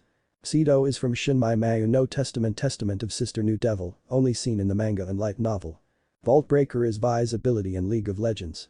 Released. Saturday, January 12, 2019. Naruto and Naruto's new place. The twin blondes reappeared in their new residence via Magic Circle. It was much bigger than their old apartment, with the living room being spacious. That sucked. Naruto grumbled, falling onto the sofa. You're telling me, Dadabeo. Naruto agreed, tossing his coat into the closet. On his way to the kitchen, he saw a note on a table. Taking it, he gave it a look over. I wonder where the others are. Naruto wondered aloud, I can sense Kuroka-chan asleep in one of the rooms, but the other two. Rainer and Calawan left a note. Seems that Azazel needs them for the Kakabiel case. Naruto replied. He folded the note into a paper airplane and tossed it at Naruto. He grabbed a couple of ramune from the fridge and tossed a bottle to Naruto, who finished reading the note. So what's the agenda for tomorrow? Naruto asked before taking a sip. Naruto sat next to her. Start scouting potential individuals for our peerages. With 50 of us, it's more than enough to take on the Mugen Tension clan and the Hero clan. Not only that, but deal with our open cases and establish blueprints for those 2 villages. 999 yen says we can get it done in a month or 2. Naruto said, raising her bottle. You're on. Naruto agreed, clinking his bottle with Naruto's own. Also, I'm pretty sure I'm going to have an all-female team, Naruto added, and winked at her brother, if you copy me, they better hold up. If I do, my peerage won't be the same as the fried chicken jackass. Naruto stated with a smirk, they'll have the looks, sure, but they'll have the power and skills to best even the strongest king and queen, no matter what piece they are, Dadabeo. As they took their sips, a crimson magic seal bearing the mark of Gremory appeared in front of them. Appearing from it was a handsome young man with shoulder-length crimson hair and blue-green eyes. Under his white and black robes, he wore black and gold armor on his upper chest. I see that your separation from my sister went well. The man said, casting an amused glance to his surrogate siblings. Hey, Surzich's Niacin. Whatever you have for us, can it wait until morning? Naruto whined, we're tired. I know, but this will be quick. The Satan Lucifer assured them. I'm sure you'll recognize your friends here. He moved to the side to reveal two girls from their childhoods, making the twins shoot up in shock. Both could be mistaken as fraternal twins due to both of them being 5'11" tall, wearing their hair in high pigtails, and having distinctly slender yet curvaceous figures with large one had red hair, pink eyes, and wearing a red Chinese kippah with fishnet stockings. The another had pink hair, green eyes, and wearing a skimpy robe with a bustier corset, arm warmers, gloves, garterbolt, and a choker. Mio-chan. Mew-chan. It's been a while Naruto said in surprise before both girls ran towards them and wrapped them in a big hug. Geez, did you miss us that badly? It's been a few months since we last saw each other. Naruto said as she and Naruto returned the hugs. We're more worried for you. Exclaimed Mew, the pinket.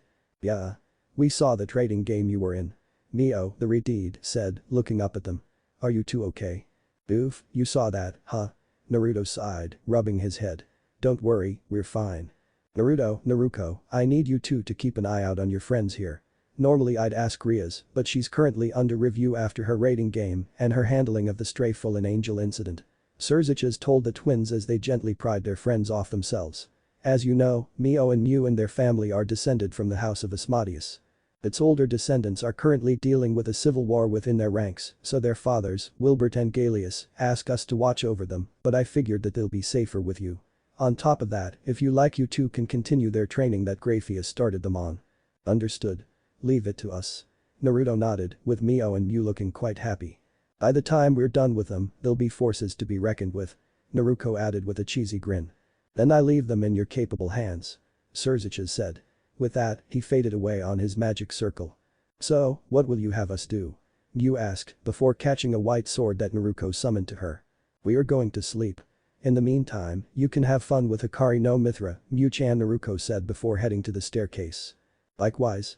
Naruto summoned a red sword in a roar of flames and tossed it to Mio. You can get to know Hamura no Pyra, Mio-chan. Training starts tomorrow. Oh. Mio said, catching the fire sword. Okay then. Night girls. Naruto and Naruto went upstairs, leaving Mio and Mew with their own weapons. They must still be drained from tonight, saying farewell to Rias and Akeno. Mew noted sadly, sticking Mithra to her back. Mio agreed, lifting Pyra over her shoulders. We won't make the same mistake those two made. We'll stick by them, no matter what. And we'll never forget them. But that declaration, the daughters of the demon lords went after the blonde twins. The new Uzumaki residence, morning. Naruto opened his eyes and let out a large yawn. Rubbing his eyes, he spotted Naruto lying opposite to him on their shared bed. Being twin siblings, they shared a bizarre connection in which they would always awaken in the exact same time, which is why when he got up, Naruto did as well. Blinking, Naruto raised a finger to her lips, a large grin stretching across her face. Naruto looked down and saw a pair of arms wrapped around her midsection. Tilting his body, he discovered that those pair of arms belonged to Mew. Gaining some feeling back into his body, he quickly realized that Naruto wasn't the only one with someone hanging off of them. He too felt a pair of arms around his shoulder, as well as a pair of soft pillows pressing against his back. Grunting, he looked over his shoulder to see that it was Mio, who was just waking up herself. Good morning, girls. Naruto groaned and used water manipulation to dampen his hands. He then patted his face, the cool water rousing him from his stubborn drowsiness. Aheo, Narinai. Naruto mumbled out and yawned herself. I swear, I didn't ask them to sleep with us. Naruto snorted. Clearly. Naruto. Mew-chan. Mio yawned, freeing her arms from Naruto's waist. The redeed reached out her arms and stretched, her bouncing at the motions as she grunted. Aheo. As Naruto watched the red work out the kinks in her body, he momentarily saw Rias in her place. He grumbled and rubbed his eyes, refusing them as he saw Mio again. So, have you gotten to know Pyra? Naruto asked, shifting off the bed. Yes. Mio nodded as she slid off the bed. She said that we were compatible and took a liking to me. The same can be said for Mew-chan. Sounds like we made the right decision in taking them from those ruins in the underworld. Naruto piped up. She hopped off the bed with Mew on her shoulders. We promised Pyra and Mithra that we'd find them suitable partners. What's going on? Mew moaned as she finally woke up. Is breakfast ready? Should be soon. Naruto replied, sniffing the air. Smells like Kuroka's trying her hand at breakfast again. She's come a long way. Agreed. Now let's freshen up. Naruto advised and led the girls to the bathroom down the hallway. The four brushed their teeth and washed their faces. The girls then stripped out of their pajamas and hopped in the large shower. Naruto made to leave, but was stripped naked by the girls and dragged into the shower. Mio scrubbed Naruto's back, Mew scrubbed Naruto's back, and vice versa. Or lucky, Naruto was doing his damned hardest to not look at the girls' naked forms, and it took an equal amount of willpower and discipline to not get a hard on.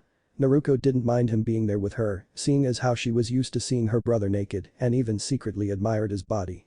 Mio and Mew were outright embarrassed of course, but considering what their guardians went through, they weren't going to blast Naruto to Kingdom Come. Besides, it was their idea to bring him in, so it wouldn't be fair to kick his ass for him staring at them. Besides, Naruto would have sent them both flying if they harmed Naruto in any way, shape, or form. After their heated showering session, the four went to their rooms to get dressed for the day. Naruto wore an orange and black t-shirt and blue jeans, followed by a blue leather jacket and a pair of red sneakers. He wrapped a red knitted scarf around his neck, letting it flow behind him.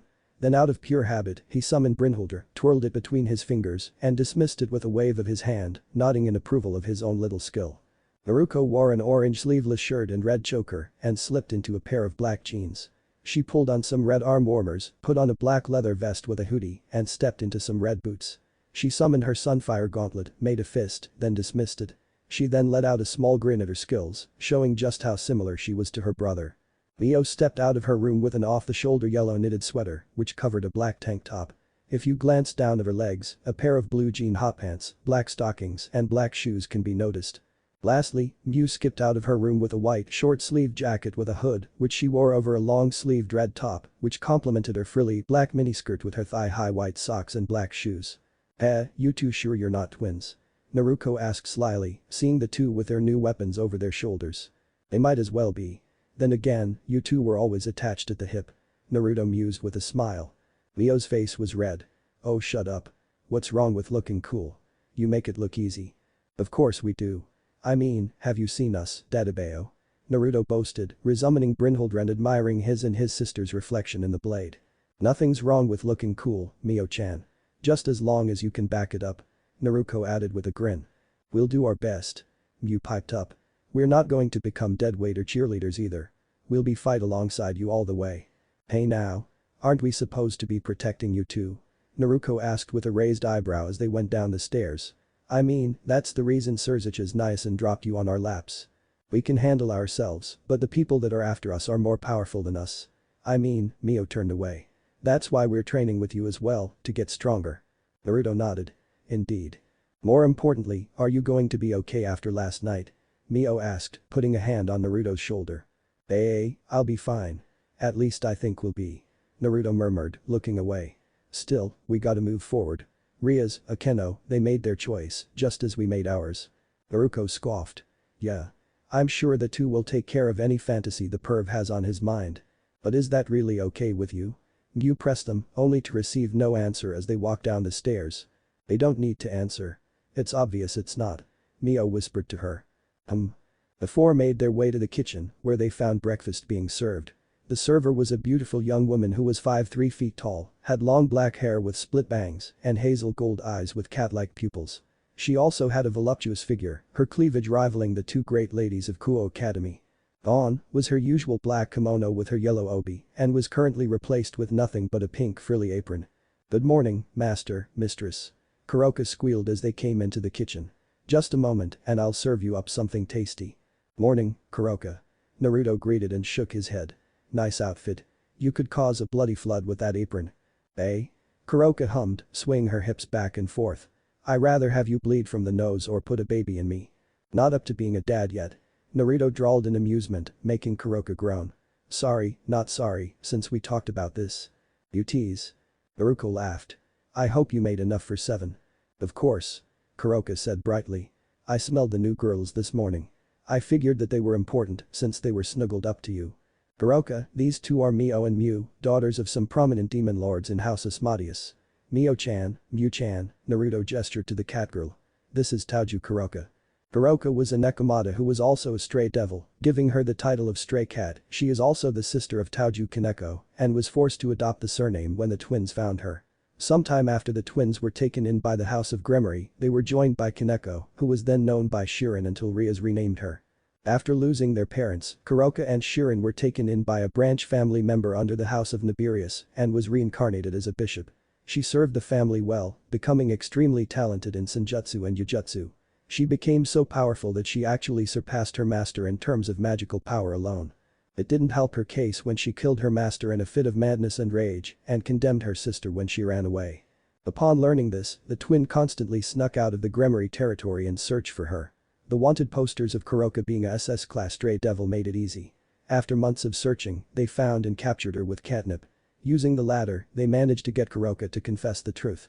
She killed her master in order to protect Kaneko from him. Her former master's plan involved conducting tests for research to create a super devil, and Kaneko drew the short end of the straw. Ria's mother, Venelana, had overheard the interrogation and helped the twins keep Kuroka hidden. When the twins moved to the human world with Rias, Akeno, and Kaneko, Kuroka was moved to Naruto and Naruko's apartment, where she served as their maid in secret. She is still in hiding, waiting until her twin masters finishes gathering information for their investigation that will clear her name. The stray cat. Mio acknowledged, nodding to her. If you're here, then what everyone says about you being a dangerous criminal isn't true. Are you sure, Mio-chan? Cooed Kuroka, an air of chill around her. Killing my former master is considered a criminal act. I mean, Naruto-kun may be taking pity on me for my hot, sexy bod, Naya. Mio raised an eyebrow and snorted. Kuroka-san, my family knows about the Nibiru branch house under the house of Nibirius. Considering that your former master was, it's understandable why you killed him. And you're with Naruto-san and Naruko-san. They're pretty good judge of character. Mew agreed, with Mio folding her arms and nodding in agreement. Not to mention the twins loves Big Mio slyly added, making Naruto sputter at the unexpected comment. And Hirai was going to be careful with teasing you so much. Naruto remarked airily and smirked. How much milk could you two drink, eh? You could feed an army with those jugs. Naruko howled with laughter as it was Mio's turn to sputter, while Mew's face turned a deep crimson red. Now, everyone, Kuroka said as she set the food on the table, no need to embarrass each other to death. She set up some steamed rice, miso soup, grilled fish, scrambled eggs with bacon, mixed veggie salad, and a few cups of coffee. Boy, Kuroka-chan, you made an awful lot, haven't you? Naruko noted, digging into her eggs and bacon. Not that I'm complaining, Dadabane. Rainer and Calwin are called ahead. They've finished whatever business they had with Azrael.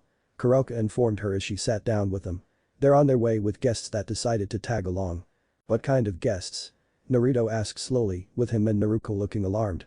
Before Kuroka could appear, a portal appeared in the living room, with two individuals stepping out of it. One was an attractive 5'4" tall erotic-looking young woman who had long, silky black hair down to her hips, violet eyes, a slender body. Her attire consisted of a short black dress with a small beige blouse and heeled shoes. In contrast, the other woman was a tall and much more mature woman, reaching a whopping 5 feet and 9 inches. Her long, light navy blue hair partly obscured her brown right eye, with a golden necklace around her neck that stopped just above her buxom. Her attire served to complement her alluring body, which consisted of a maroon trench coat-like top with a wide collar, a matching miniskirt, and black heeled shoes. The trench coat was open at the chest, giving everyone a lovely view of her cleavage. Rainer. Calwiner. Naruto acknowledged, noting the portal didn't close behind them. You two finished your business with Azazel. Yeah. It's concerned about what we know about Kakabiel, which isn't much. Rainer said with a shrug.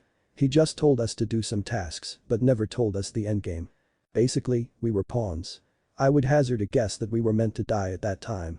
Calwiner said with a frown. You're right. Count your lucky stars, Azazel got to us first. Naruto reminded them with a smirk. On the last night of the Fallen Angel incident, the leader of the Fallen Angel organization Grigori made contact with the twins. Naruto and Naruko previously asked Azazel for a favor, in which the Governor-General cashed in. He requested that his subordinate be left alive and brought to him, without Rias knowing. Cue some tomfoolery and pranks, resulting in Calwiner, Donaseek, and Middle being embarrassed and humiliated. They broke off from Rias and Akeno and went after them, and ended up incapacitated and dropped onto Azazel's lap. As for Rainer, she was punched out of the church while begging for her life, landing in a heap in front of Azazel. While Rias and the others were none the wiser, the twins informed Venelana, so at least one person would know. With us owing you our lives and learning our lesson. Rainer said airily, all the while turning the portal to a vertical angle. What lesson? Donaseek practically forced us into the arrangement. Calwiner drawled in annoyance. And as punishment, we are to serve as the servants of Sparta. Rainer smirked. A punishment. Sure. But a welcome punishment, nonetheless. At that moment, two more figures came through the portal, crashing into the floor. Seems that you have your hands full. Mew noted as Rainer and Calwiner sat at the table, helping themselves to some food. They really are a handful, Mew-chan. They're my fellow maids, yet they have no respect for their senpai. Kuroka complained childishly before nibbling on some fish. Naruto laughed. As long as you gals don't break anything in our new abode, you'll be fine. Naruto then turned his attention to the newcomers. Well, long time no see. Satsuki-chan. Hinata-chan. Naruto cheered as the two goggly got to their feet. Our little stalkers. Naruto snorted. Don't you mean, guardian angels? At least you got it right the first time, Naruto. The speaker was a young woman of average height who had long, raven black hair with a dark blue shade that flowed down her back, onyx eyes. Her beautiful, slender-built face had a neutral expression as always, which would seem cold to those that didn't know much about her. Her sizable DD bust was covered by a black jacket over a red blouse. Under her red blouse were her usual blue jeans and high-heeled combat boots. She is Issei Satsuki. Her young female companion had a cute innocent angelic look with her soft round cheeks and gentle countenance. A 5'3", she had long dark blue Heim-cut hair and a buxom build with large. Her attire consisted of a purple off-the-shoulder dress that reached down to her thighs with black thigh-high stockings and blue sandals. She is Hyuga Hinata. Nope, you're stalkers. Stalkers, stalkers, stalkers. Naruto chanted and blew a sour raspberry. Stalkers that want to jump our bones. Satsuki's eye twitched. Hardly that's more Hinata-san than me. Saw Satsuki-chan. An embarrassed Hinata whined, waving her hands frantically in weak denial. Oh, don't deny it. Satsuki scoffed as she brushed herself off. Hey, be nice and come sit with us. The more the merrier. Naruto chided them and waited until they were seated. Now then. Are they angels? Mew suddenly blurted out. I can sense their celestial energy. Yeah, we're angels. Pure angels that is. Satsuki replied, with white angel wings sprouting from hers and Hinata's back. And exactly why are you here? Mio asked with a look of suspicion. Devils and angels usually don't get along well together. We're one of the few angels that have no quarrel with devils. Hinata explained as Kuraka quickly served the two. Also, it's been a while since we've seen Naruto-kun and Naruko-chan. We just wanted to see how they were doing. Hinata then let out a slight pause, as if carefully considering her next sentence. Especially after what happened. After what happened, what do you mean? Naruto asked, confusion written on his face. I swear, it was a pain to track the video down after they pulled it from the DeviTube. Satsuki noted in annoyance. I mean, it's understandable why they took it down, but… Can one of you talk to us, what did they take down from the DeviTube? Naruto asked loudly. The DeviTube is the supernatural version of the human world's YouTube, used by the underworld, heaven, and even by vampires and yokai. She must be referring to the raiding game you and Naruto were in. Mio said thoughtfully. Wait, are you telling me that the raiding game, which was supposed to be a private affair, was uploaded to DeviTube? Naruto asked, her voice growing louder with each word. Yep. It's been up for a few days until it was discovered and taken down. But it was long enough for others to rip it from the site. Mio explained, noting the twins' eyes twitching. That private battle is now known by the entire underworld. You gotta be kidding, Naruto bit out. It wasn't that bad, Hinata piped up. You all fought well. Speak for yourself. Most of Rias Gremory's peerage weren't using their full potential. Kuroka pointed out. Her queen, that Kiba boy, and even Shirin. If she wasn't so afraid of Senjutsu, she would have been a force to be reckoned with. Satsuki laughed. Ha. That may be, but it doesn't change the fact that the ending that was pure garbage. Rainer sighed in amusement. Since you didn't know after all this time, it appears that the House of Gremory and the other higher-ups were hiding it from you all. That's impossible. That battle was only allowed to be recorded because it was Ria's first battle in a raiding game. Who the hell leaked the? Naruto said before remembering what someone said. That someone being the sister of the grilled chicken twat. My brother will beat you all and prove that he's the best. You'll know firsthand, as well as the world. Oh, that little fried chicken brat. Guo Academy, old school building, early afternoon. There was a somber mood in the main room of the old school building. Once was an energetic air and mature feel, now filled with doom and gloom. That was the mood that greeted Kiba, Kaneko, and Asia when they stopped at the front door. They're going to be so mad at us for knowing about Naruto and Naruko leaving. Kiba noted and sighed. It couldn't be helped. Kaneko said, chewing on a Pocky stick. Ria's senpai had all the help in the world, us and the twins. But she bet all her horses on the pervert. Still, even after all this time, I'm still shocked she'd surrendered the match. Issei's may be a pervert, but he's tough and Riser knows not to alright kill during a raiding game. Kiba replied, opening the door. But more than that, I take part of the responsibility. I often felt as if I was holding myself back. Join the club. Kaneko mumbled. Despite that, we were way out of our league. The grilled chicken had more experience in raiding games, and that was our first one. Aren't we going upstairs? Asia asked as they walked down the hall. We will, but I'm bringing Gasper with us. Kaneko replied as they walked up to Gasper's room. Who's Gasper? Asia asked with a tilt of her head. Their fellow bishop and a damper. She couldn't join the game due to her being unable to control her sacred gear. She would only come out if Naruto and Naruto were around. Kiba explained. We were all trying to help her, but she just shut down every time. But now, she has to help fulfill our promise to Naruto and Naruko. Kaneko huffed and kicked the door open. Hey. Standing in the room was Gasper, who was shaking in fear. I'm not scared, I'm not scared, I'm not scared, I'm not scared, I'm not scared, I'm not scared, I'm not scared, I'm not scared, I'm not scared, I'm not scared, I'm not scared, I'm not scared, I'm not scared, I'm not scared, I'm not scared, I'm not scared, I'm not scared, I'm not scared, I'm not scared, the young damper kept repeating to herself. Gasper, what are you doing? Kaneko asked with a deadpan expression on her face. Conquering my fears. Gasper squeaked. I made a promise to Naruto-san and Naruko-san. I have to protect Rias Butchu. I can't be scared anymore. I'm her bishop. I should have been in the raiding game. I guess you saw it before it was pulled from DeviTube. Kaneko grumbled. I did, and I'm ashamed. I should have been here. I should have helped, even if I couldn't control my sacred gear. Gasper wailed, her legs shaking. So here and now, I will change. I won't wait for Rias Butchu, I'll conquer my fears. Gasper's declaration drew looks of surprise from Kiba and Kaneko. It's about time. It sucks that it took Naruto and Naruko leaving, Kaneko murmured in annoyance.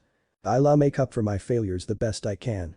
Gasper said, before slowly walking to the door robotically. Take it easy. Asia chided her fellow bishop, coming to her side. Don't force yourself. After somewhat successfully calming Gasper's nerves, the four made their way to the occult research clubroom. Along the way, Asia and Gasper got to know each other. In that short amount of time, Gasper started looking up to Asia like the big sister she never had, much to Kiba and Kaneko's amusement. By the time they got to the clubroom door, Gasper was latching onto an embarrassed Asia for dear life. Entering the clubroom, they found Rias and Akeno inside. The two great ladies were not their usual joyful selves. Rias was at her desk, looking downtrodden as her head rested on her hands. Akeno was at her side, looking miserable. You're finally here. Even Gasper, that's good. Rias said, putting on a strained smile. Gasper, I apologize for not visiting you lately. Gasper mumbled something incoherent before hiding behind Asia, making Rias sigh. After last night with the twins' departure, Rias barely had a wink of sleep. She cried all night at the loss of her precious comrades, the ones she loved the most. It was one hell of an unwanted wake-up call, as the saying goes. You never truly appreciate something until it is gone.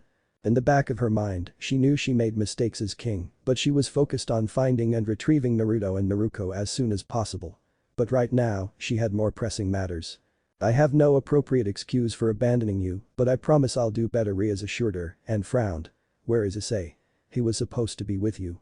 Kiba sweated, laughing nervously. We tried to drag him along, but… She was peeping in the girls' locker room with his friends, again Kaneko finished for him, her eye twitching. In a prime position, he claims. Yeah, that, Kiba commented and flinched when Ria's eyes turned demonic red.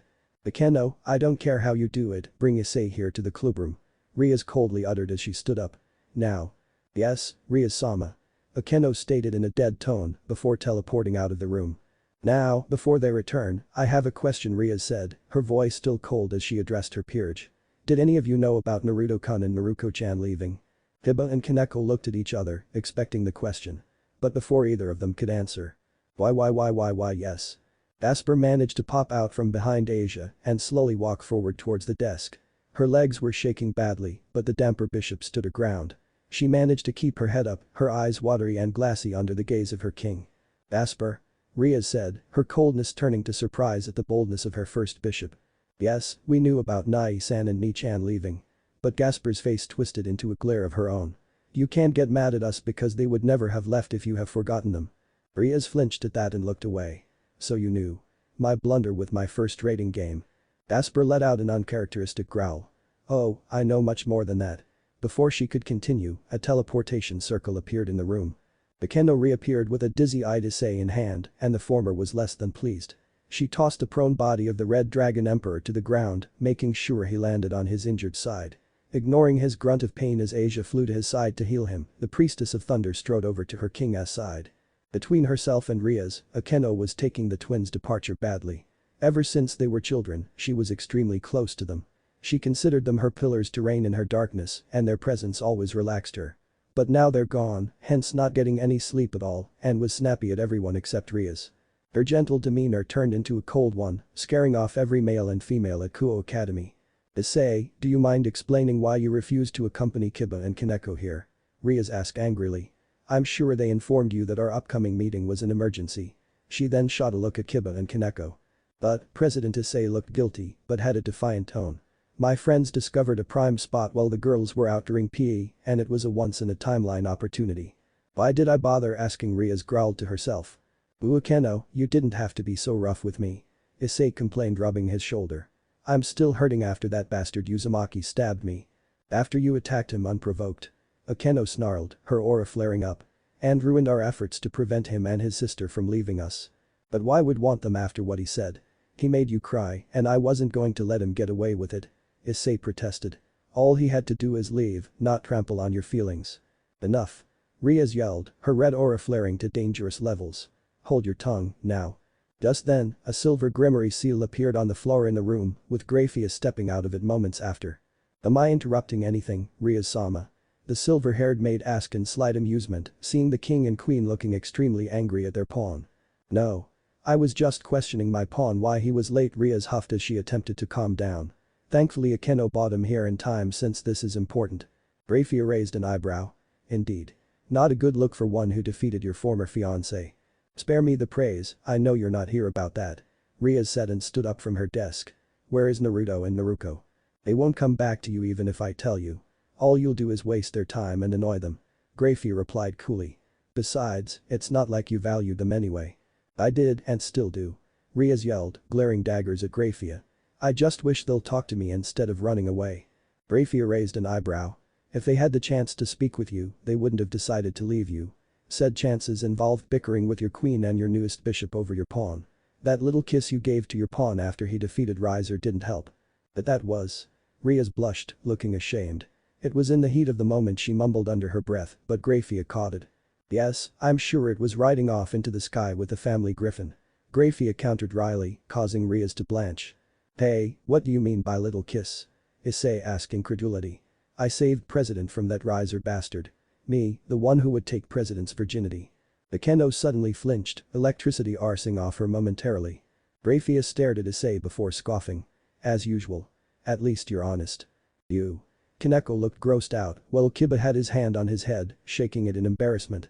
Issei-san Asia mumbled, blushing furiously along with Gasper. Graphia shook her head and turned her attention back to Rias. No matter, what's done is done. I thought I was here to debrief you on the aftermath of that party, as well as the twin status, but plans have changed. What do you mean, Graphia-sama? Akeno asked in a curt manner, her voice respectful but cool. Why can't you tell us about Naruto-kun and Naruko-chan now? Because that will be part of the debriefing, but it won't be just with your brother. Graphia replied, unfazed by Akeno's tone of voice. Rias, Lord Lucifer requests the presence of you and your peerage this weekend. There is a joint conference between the heads of houses Grimoire, Phoenix, and Citri taking place, overseen by the four Satans and the elders. All three houses and the four Satans? Kaneko asked, looking shocked along with the others. May I ask what this is about? Kiba asked, ignoring Gasper now shaking behind him. This can't be just about the engagement party if the three most influential houses in the underworld, as well as the elders and the four Satans, are involved. Maybe it's a reward for me defeating Riser's ass. Issei cheered, momentary forgetting the mood in the room. No doubt you wish it were case Red Dragon Emperor, but no. After all, I'm sure you've been well rewarded already. Graphia said with a knowing look at Rias, who gritted her teeth at the jab. You won't be just your peerage Rias, but Sona Citri's as well. Sona? But why? Rias questioned, looking confused. We have been going over your recent actions regarding the incidents here in Kuo Town and how you've handled them. Our findings have found them wanting. Graphia said and raised a hand to prevent any questions thrown her way. Yours and Sona's actions requires further questioning, especially in regards to the fallen angel incident, among other things. I suggest packing your essentials, for you may be staying for a couple days. That is all. Wait, Graphia. Rias yelled, coming from behind her desk as a teleportation circle formed beneath Graphia. Just tell me this, are the twins alright? And where are they right now? So persistent. Graphia sighed and stared at Rias with a slight glare. I will not divulge their location, but I can tell you that they're in an emotional flux. They're fine on the outside, but inside they're a mess. Even if you somehow find them, I suggest giving them space. They don't want to see you or your queen, nor do they want to interact with you two in any way, shape, or form. In addition, they are currently dealing with a mission they were assigned by Lord Lucifer himself. You will get clarification during the meeting this weekend. That is all I have to say on the matter. Good day, Rias-sama. With that, Grafia departed. Well, that went well. Kiba said, breaking the silence. Calm before the storm and all. But, it can't be all bad, could it? Issei wondered. It is all bad, and no doubt we'll be a laughingstock when we're outside in the underworld. Kaneko added with a grimace. What do you mean, Kaneko? Akeno asked, slightly hurt that Kaneko wasn't looking her way. Someone, and I have a pretty good idea, who leaked the footage of our rating game onto DeviTube. Kaneko replied grimly. What? Rias screamed in shock. It was removed after a few hours, but it was up long enough for people to rip it from the site. Kaneko continued, before popping a lollipop in her mouth. Now everyone knows how badly we screwed up. Asper nodded in confirmation. That's how I learned about what happened during the rating game. But, that means Akeno looked horrified and turned to Rias. Rias. It's Riser. It must be payback what I did to him at the ceremony. All to back at the president. Issei declared and looked to be the unsure look on his comrades' faces. I mean it has to be, right? Who else would try to be a sore loser and humiliate the president like Naruto team did? Faces of uncertainty turned into outright furious looks from the rest of the room. Well, what? Issei asked, unnerved from the glares he was receiving. I mean it's true. Naruto made the president cry and he. I advise holding your tongue, Issei-kun. Kiba cut across him. When it comes to your feelings on the twins, you're on an island. What are you talking about? Naruto-chan will come around, I know it. It's that bastard Uzumaki who. A flash of metal and Issei suddenly found Kiba's sword at his throat before anyone could make a move. The latter had a look of cold steel, his calm demeanor non-existent, making Issei shiver. Kiba. Rias shouted reproachfully. Hey buddy, calm down, please. Issei squeaked, raising his hands. He was frightened at seeing the usually calm and friendly Kiba the way he was. I'm as calm as I can be, Issei-kun on the outside that is. I shouldn't be surprised that you're giving Naruto-senpai more of a chance than Naruto-senpai, since she has your favorite body type. Kiba said, glaring daggers at the pawn. You may be my fellow peerage mate, but I will not stand by and allow you to mad-mouth Naruto-senpai, especially when you're failing to grasp the point. Kiba, put your sword down. Akeno said coolly, continuing after Issei let out a sigh of relief. It's not worth his blood rusting on your blade. Kiba smirked at Issei's dismayed look before dismissing his sword. Enough. This bickering is pointless. Rias snapped, bringing everyone's attention to her. Naruto and Naruko can wait for now. We have to get ready for the Three-House Summit, so be sure to get your facts straight. That'll be easy, Kaneko uttered with a shrug before muttering under her breath. I bet some of us will be twisting our stories. Did you say something, Kaneko? Rias asked, narrowing her eyes. Nothing of importance. Kaneko shrugged before grabbing Asia and Gasper. Come on. Let's go shopping. Asia whined. But what about? Wait, I'm not ready. Gasper wailed down the stairs. I'm just gonna get back to my friends. Issei said slowly before zooming off. Catch you later. Issei, wait. Rias shouted after him, but he was already gone. This is becoming troublesome. Ever since the fallen angels were defeated, he has been walking around like no harm can come to him. And now that he's defeated Riser, he's becoming even more unbearable as of late. Kiba noted, brushing back his hair. Well, at least he has confidence now. Rias replied, and his feats are proof of his strength. Is it really? Do you truly stand for this, President? Kiba said, raising an eyebrow. He's allowed to act how he wants, but him insulting Naruto-kun and Naruko-chan is where I draw the line. Rias said heatedly and noticed Kiba's grimace. What is it? I should say this out of concern as your knight, Rias Butchu. I don't think we're going to come out of that summit with a spring in our step. The things that happened during the Fallen Angel incident and Riser-sama may have landed us in a heap of trouble, hence the summit. Kiba stated as he walked to the window. That's impossible. We handled everything perfectly within our power. Rias refuted angrily. With the power of the boosted gear, as well as the twins, we could handle anything that came our way. Forgive my sudden rudeness, President, but if that were true, then we should have won the rating game. Kiba countered with a sharp look, not caring that his king and queen were bristling at his blatant disrespect. Naruto and Naruko-senpai were both. Kiba, that is enough. Akeno interrupted him, sparks flying off her. Leave, now. Kiba sighed at the angry looks he was receiving and bowing. As you wish. But just know, those are not just my words, but Kaneko-chan's as well. Kiba departed the room. You didn't need to do that, Akeno. Rias said quietly, side-eyeing her queen. I already did that for your sake. You would have said something that you were have come to regret later. Akeno explained while not looking at her king. Are you sure about that? I'm sure it has nothing to do with how you Baluna-san made quick work of you after she drank that phoenix tear. Rias stated, noting that Akeno wasn't looking at her. You may have been all smiles after Ice defeated Riser, but I know you. I know that what you Baluna did was eating you on the inside. Ice defeating Riser. TCH. Akeno scoffed, walking towards the door. His victory was a fluke, and you know it. The only reason Issei won was because Riser was cocky, was holding back, and didn't take him seriously. That was Riser's fault. He should have known better than to underestimate a member of my peerage. Rias refuted with glare. As a result, Riser got what he deserved. Like I told Ice, even a pawn can take down a king. So can a rook, a knight, and a bishop. But I guess it didn't matter who defeated Riser, Rias. Akeno mused, looking unimpressed. Then again, now that I think about it, it's always has to be Issei lately. What's that supposed to mean? Rias demanded. You know exactly who I mean, Rias. Akeno responded, glaring at her king. There was a knight and rook who both had a much believable chance against Riser, and now they're gone. Akihabara, underground, late afternoon. This is cruel. Naruto said as he watched the girls ride on the roller coaster. Nope. Just look at how calm and collected they are. Naruto giggled. Naruto sweat dropped as she saw the looks on the girl's face when they passed through. Mio looked as if she was trying not to scream, while Miu was screaming her head off herself. Satsuki was calm, cool, and collected as Hinata hung onto her arm, wailing her lungs out. Rainer and Kalawiner were also crying out, as they have never been on such a contraption. Naruto and Naruko had took their little group to an underground amusement arcade located beneath Akihabara. It was a bit of fun and relaxation, since trips like this would be less frequent due to the upcoming battles in the future.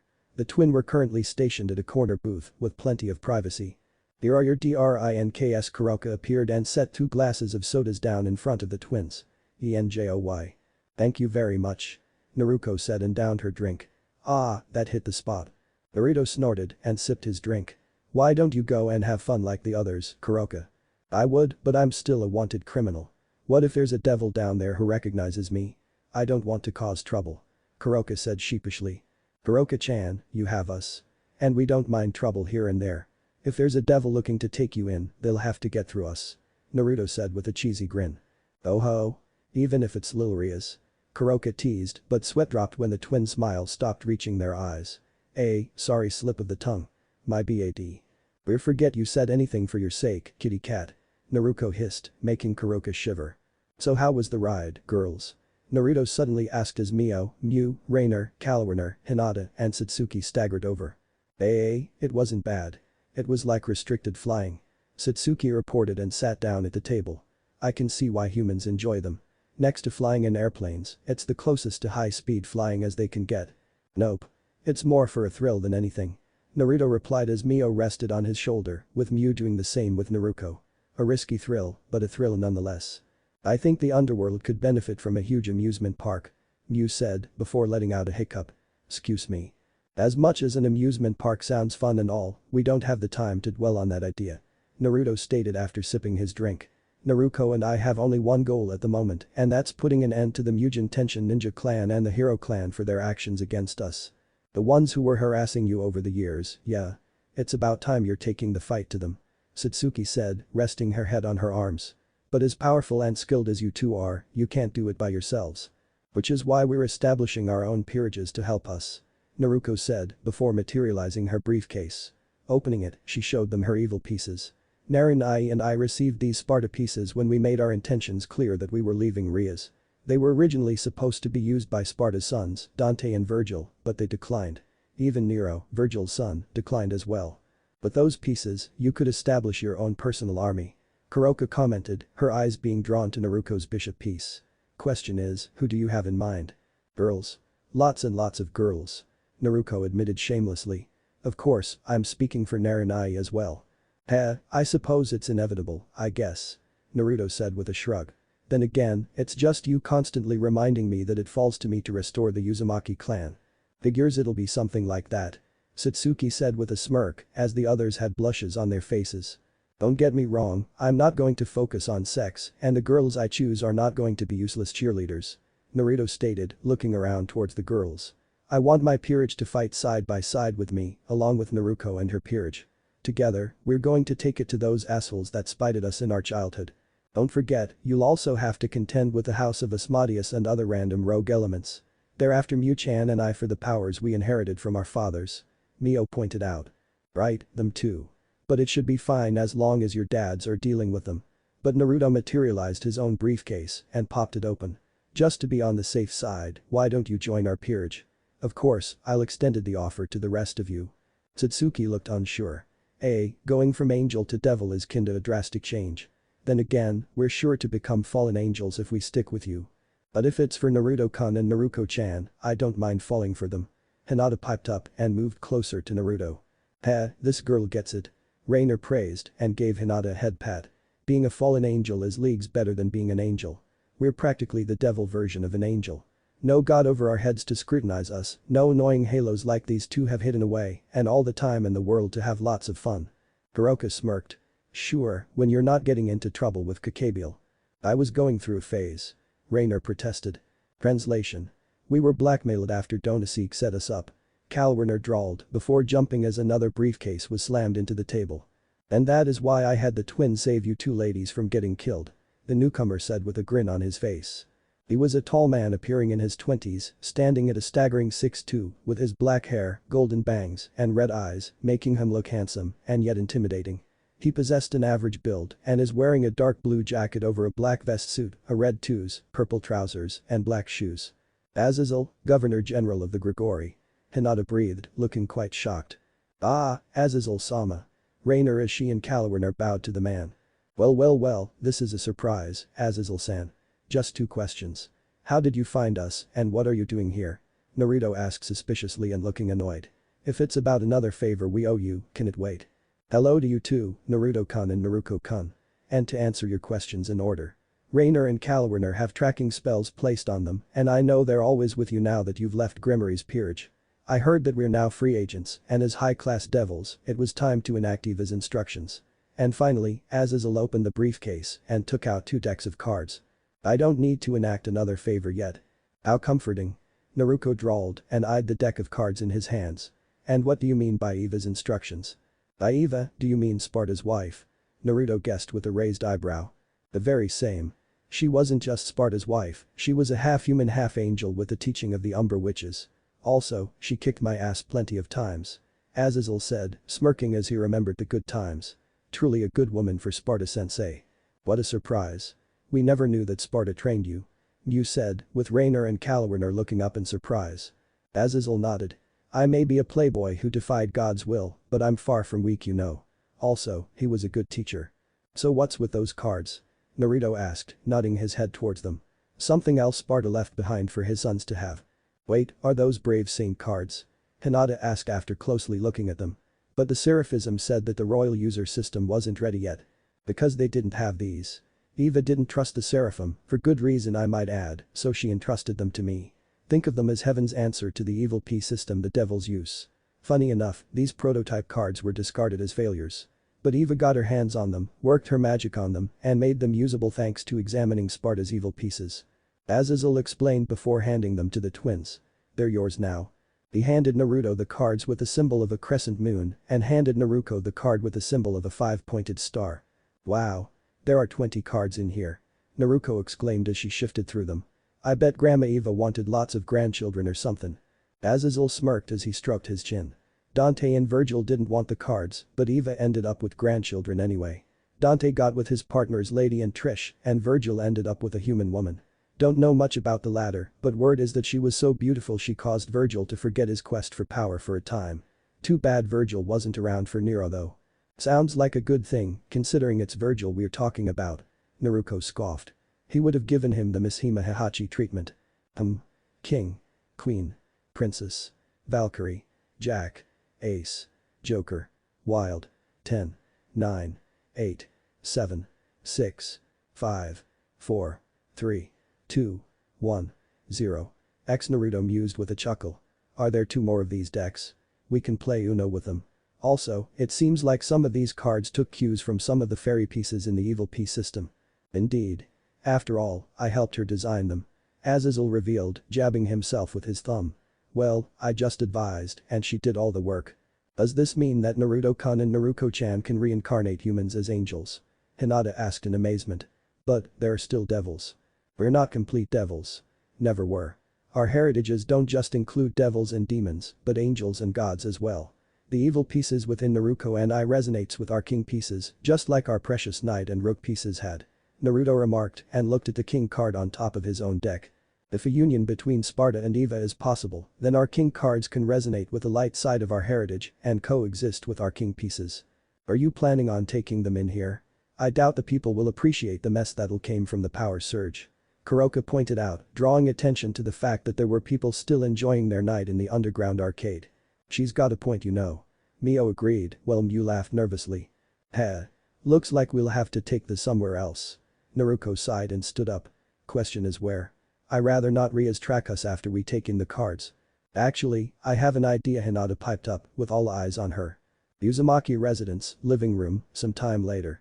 Satsuki and I just erected a barrier that'll mask the power surge when you take in the king cards. Hinata said happily, with a twin sweat dropping. Since it's holy energy, the holy barrier should act as a buffer to keep residual energy from leaking out. It should work in theory. Azazel mused as Satsuki returned from outside. But if it doesn't, well, there is a new invention I've been meaning to test out. With us being the guinea pigs again. Naruto drawled with a roll of his eyes.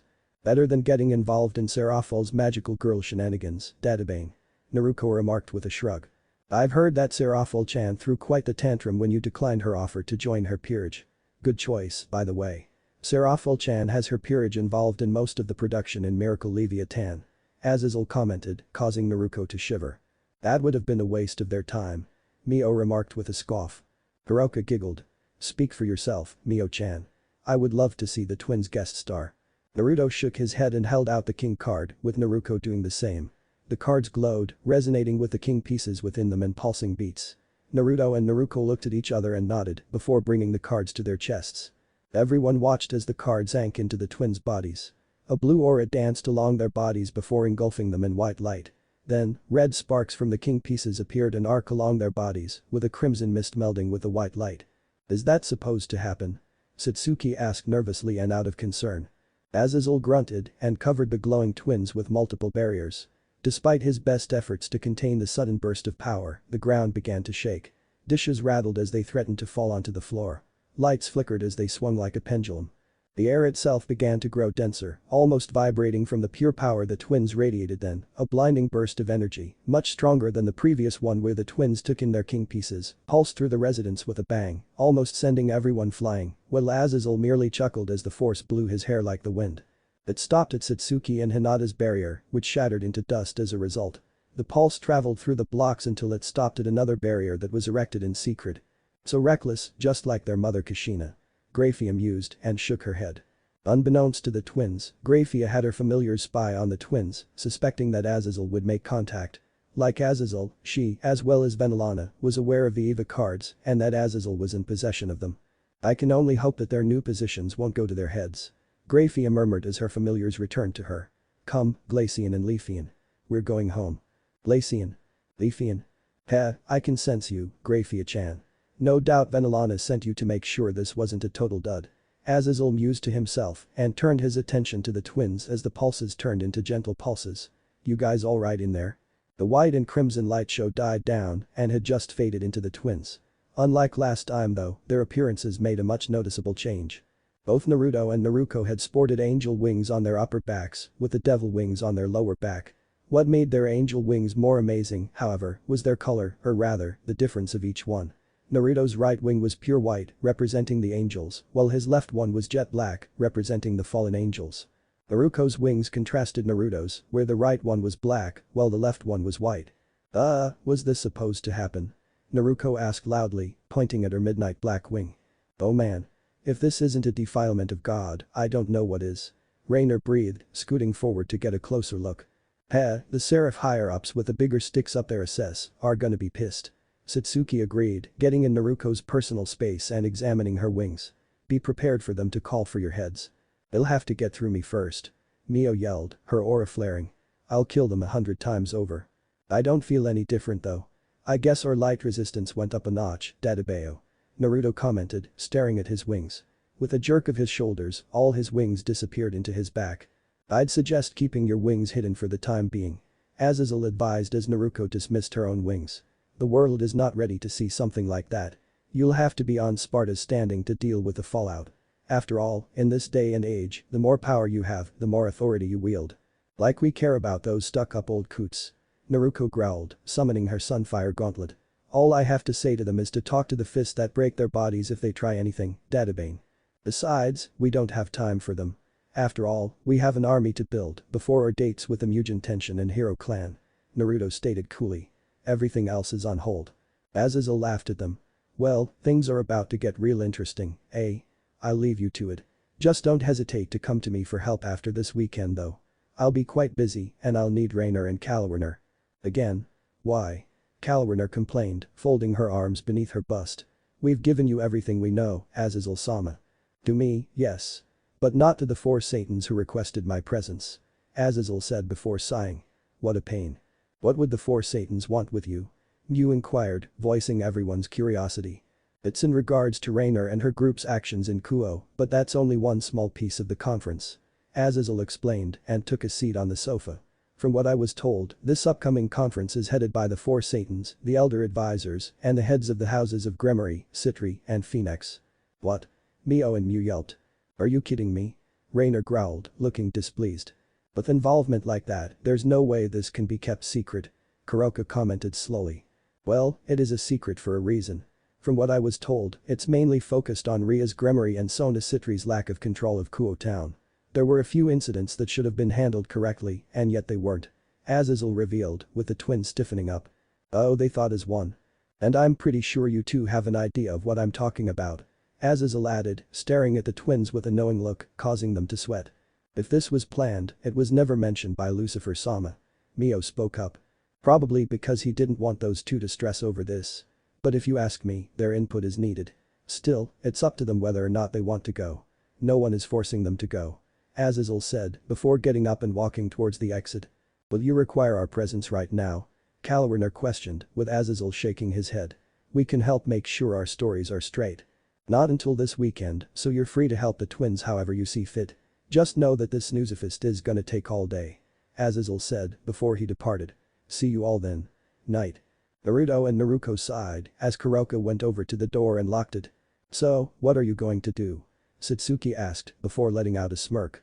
I can see the looks on your faces. Itching to go. Don't know and don't care at the moment. Naruko replied and stretched with a groan. Right now, I'm trying to put it out of my mind and think about who to recruit for my peerage. Naruto scoffed. Speak for yourself. I'm actually interested in attending that little party. Naruko stared at her brother in surprise. Are you sure? At Naruto's nod, she sat back down with a grumble. I'll bring the snacks and the sleeping bags. If you go, then I'm going as well. After all that I've heard and seen, I want to watch Rias squirm. Mio said gleefully. She may be a friend, but she's always been so full of herself that she needs multiple plates. Mio-chan, that was a bit too cruel. Mew laughed nervously at her friend's insult. Naruto just shook his head in response and then began to eye the occupants in the room. Naruko looked as if she was enjoying herself, laughing after Mio's insult towards Rias. He noticed that she was also eyeing Mew and Satsuki with that look. The Pincat noticed her stare, causing Naruko to look away with an embarrassed cry. Satsuki, who had also noticed her staring, let out a smirk. Looks like my little sister has a claim on them. Which leaves me with. So? Naruto jumped when he felt Kuroka leaning her assets onto his back. Who did you have in mind to join your peerage? Maybe you're looking for someone close to home? Her question ended up drawing the attention of Mio and Hinata. Mio blushed and looked as if she was hoping to be chosen. Hinata was the same way, poking her fingers together before snapping out of it. Naruto smirked and opened his briefcase. I have a few ideas. Rias' residence. Rias couldn't sleep. She was afraid to sleep. Ever since that fateful day with the twins, she's been having nightmares about different raiding games she and her peerage were involved in, yet Naruto and Naruko were nowhere to be found. The games would end poorly, resulting in defeat after defeat. It was the complete opposite of what she wants. As a high-class devil, her goal was to conquer the raiding games, with her family being the undisputed champions. The after-parties would celebrate her domination and prove to the underworld and heaven that the House of Gremory were unstoppable. In her last dream, her peerage actually won after Naruto and Naruko finally joined. It seems that Rias was acting hasty, wanting the game to start before its appointed time, hence the twins arriving late. Of course, Rias celebrated with her peerage and wanted to personally celebrate with her childhood friends. Akeno was by her side of course, but instead of the twins with them, it was Issei. Rias shook her head to rid herself of the memories of the dream. There were more pressing issues at hand, and it was what happened during her raiding game with Riser. Everyone was baffled when you just gave up, completely forgetting about your two other offensive capable pieces. A knight with enhanced speed and a rook with enhanced defenses. Both high-class devils who can go toe-to-toe with the likes of Sariard both together and individually. Forgive my sudden rudeness, President, but if that were true, then we should have won the raiding game. Naruto and Naruto-senpai were both still active and defeated Riser's queen just as you retired the game. That can't be right, could it? Rias murmured, putting a hand to her head. Back during the raiding game, when she was checking on Issei after he took a severe hit from Riser, everything became a blur for her. She could only hear Issei's ragged breathing and Riser's condescending voice. Rias then flinched, realizing that she heard some kind of announcement right before she resigned. She couldn't recall what that announcement was, but she put on her glasses and quickly made her way to her multi-screen computer and accessed the DeviTube. She searched her rating game and her blood ran cold when she saw the many results that popped up. All the titles for the clips were either neutral or were very biased clickbait with thumbnails mocking and/or altering Ria's image. Heiress of Gremory self-destructs her rating game. Top 10 worst moments of Rias Gremory vs Riser Phoenix. An analysis of how not to play a rating game, feat. Rias and Riser. Gremory vs Phoenix rating game, live reaction, cringe. All the best moments of Rias vs Riser. Complete embarrassment. Phoenix burns Gremory's dragon alive. By these insufferable Rias seethed, seeing Reddit the DeviTubers insulting her name. I'll have their heads. She quickly scrolled through the result pages, finding it difficult to ignore the various insulting titles. Thankfully, she happened upon a raw video of her rating game with no interruptions. Rias Gremory vs Riser Phoenix, raw, unedited, mirrored. Rias swallowed hard, her heart beating uncomfortably fast, with Naruto and Kiba's words echoing through her head. Resigning herself, she clicked the link to the video and allowed it to play. As she put it on full screen, she failed to notice the door to her room was crack opened, allowing two sets of eyes to spy on her. Nisama, shouldn't we stop her? Rem. If she's anything like Vanilla-sama, she can handle it. But if she continues at this rate, she'll only find pain. True. But this is necessary for her to learn her lesson. You're still mad that she used the pieces meant for us on that boy? Yes I am, Rem. You're scary, Nisama. Naruto and Naruko's apartment, a few weeks ago. Naruto-kun, Naruko-chan. Welcome home. Kuroka squealed as the twins teleported into their apartment. The Nekashu immediately ran up to them and the first thing they noticed was her very little clothing. Would you like dinner first? Or a bath? Or she bent over, showing them her ample cleavage through her naked apron. Perhaps me. You're one horny cat. Naruto deadpanned, poking her in the head. You sure you're a Nekomata and not a succubus, Kuroka-chan? Woo, you're so mean, Naruto-kun. Kuroka whined and purred when he scratched behind her ear. Can't you have a girl like me have her moments? No problem. Just be prepared for light disappointments. Naruko teased and patted her head. Remember, Naranai's not in the business of having kids yet. I know. Kuroka sighed and brightened up. So, are you hungry? I'm making beef stroganoff and miso ramen. That sounds lovely. Naruto said with a grin. Let's dig in. Naruko cheered, jumping up and down, her jiggling in response. Kuroka returned to the kitchen while Naruto and Naruko made a beeline for the small dining room. There, Rainer and Kalwarner were sitting down at the table and waiting, dressed in French-made outfits that Naruko got them as a prank. Both were still getting used to serving the twins due to an order from the Governor-General of the Fallen Angels. The two looked at the twins nervously and blushed when they gave them their eerie, yet warm smiles that said, be on your best behavior. Soon, dinner was served and everyone dug in. Not bad, Kuroka-chan. Definitely better than your last disaster. Naruko praised her. It looks and tastes normal than that violent purple concoction you made several times. Well, I've been stuck here, so I had plenty of time to read and practice. Kuroka replied meekly before sticking her tongue out at them. At least our time as test subjects has come to an end, Kalwarner muttered under her breath, with Rainer laughing nervously. Wish it was Dona Seeker the little brat instead of us. Inner continued on with the occasional banter. Naruto and Naruko recounted their contracts, with most of them being of the female variety. Kuroka continued gushing over how much of a good housewife she'll be and as usual declared her intent to marry the twins. As for the fallen angels, they didn't have much to contribute to the conversation other than the occasional comment. Soon, they all finished their meals and turned in for tonight. With 5 people in one apartment, it was a bit cramped. Rainer and Kalwerner shared a sofa bed, Kuroka curled up on Naruto's old futon, while the latter decided to sleep together with Naruto in his futon. "Sorry for taking up space again, Narunai," Naruto said as she hopped into her brother's bed. "It's alright. It's nice after all. Reminds me of the time when we were little kids," Naruto replied, sitting on the edge of his futon. "I may have a place lined up. I'll show you what I've found in a few days." "Cool. I hope it'll be a big mansion like Lara Croft's home," Naruto commented, spreading her arms out, the motion making her tits bounce. "If not, we can ask Venelana Kachin to renovate it for us." Naruto sighed, knowing what his twin was getting at. "Naruto, we're not ready for a big family yet." Yeah, I know. But we're high-class devils now, and we're ready to take the fight to the Mugen Tenshin and the Hero clan," Naruto countered cheekily. "Especially since it seems that they're starting to work together." Naruto nodded and shifted onto the bed to lay down. "But the result will be the same, with them being very very dead when they cross us."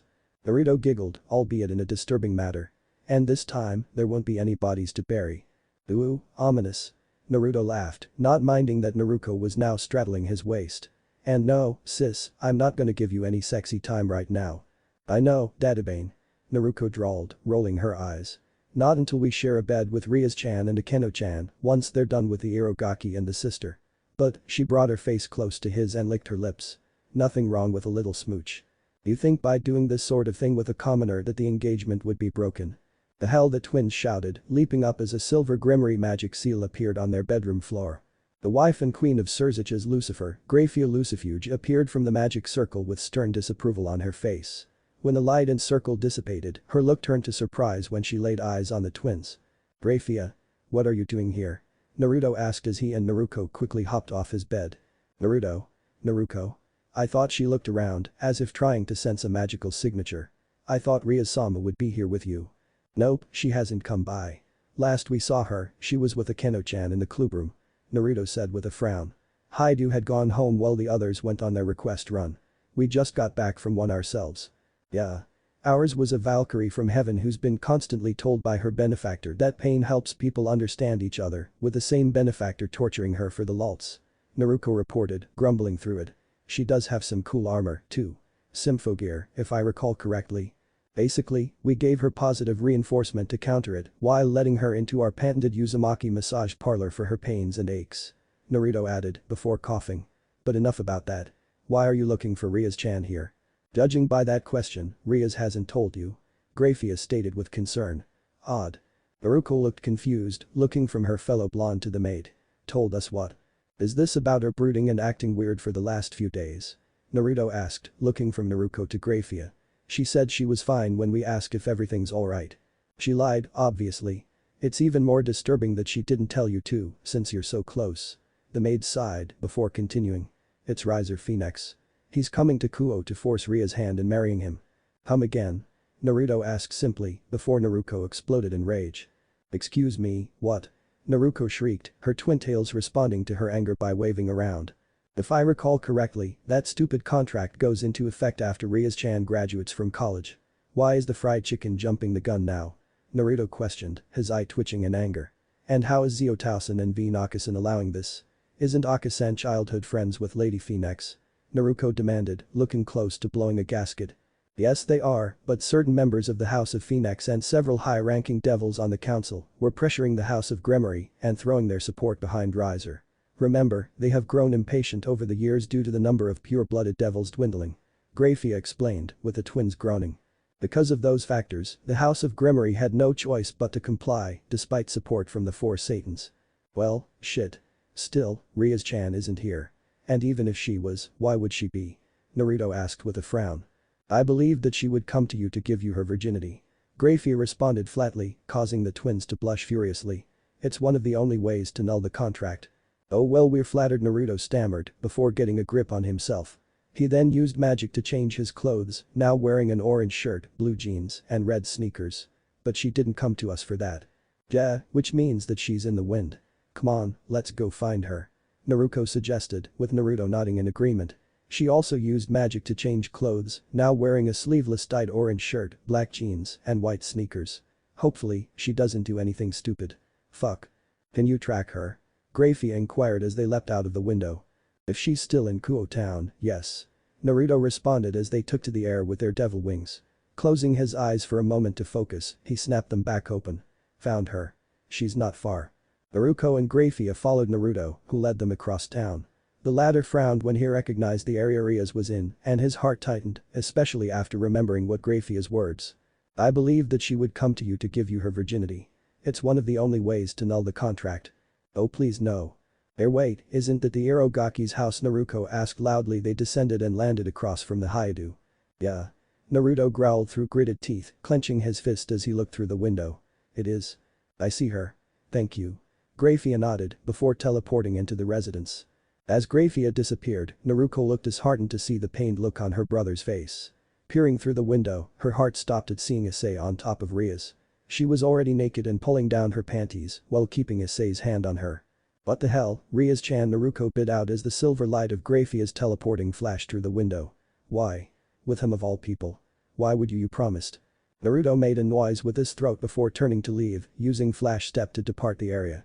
Naruto growled, momentarily summoning her Sunfire Gauntlet on instinct before dismissing it. Locking onto her brother's signature, she flash stepped away. She appeared in a forest before letting out a scream of frustration. She kicked a nearby tree, uprooting and sending it flying. Arg. Resummoning Sunfire, she incinerated several trees, yelling, damn it, damn it, damn it, damn it, damn it. Perched on one of the undamaged trees was Naruto, who had Brynhild out. He barely paid attention to Naruto's rampage as he gripped his sword tightly. The sword's usual light green aura took on a purple hue, the sword responding to his anger. Naruto breathed slowly to keep himself calm, but was barely succeeding. She was already naked and was pulling down her panties. Biting her lip as Issei kept his hand on her, she held back a moan as he greedily reached down for her panties. Slash. With a low growl, Naruto swung his sword to the side, turning several trees into fine-cut logs. The twins were different in terms of dealing with their anger and rage.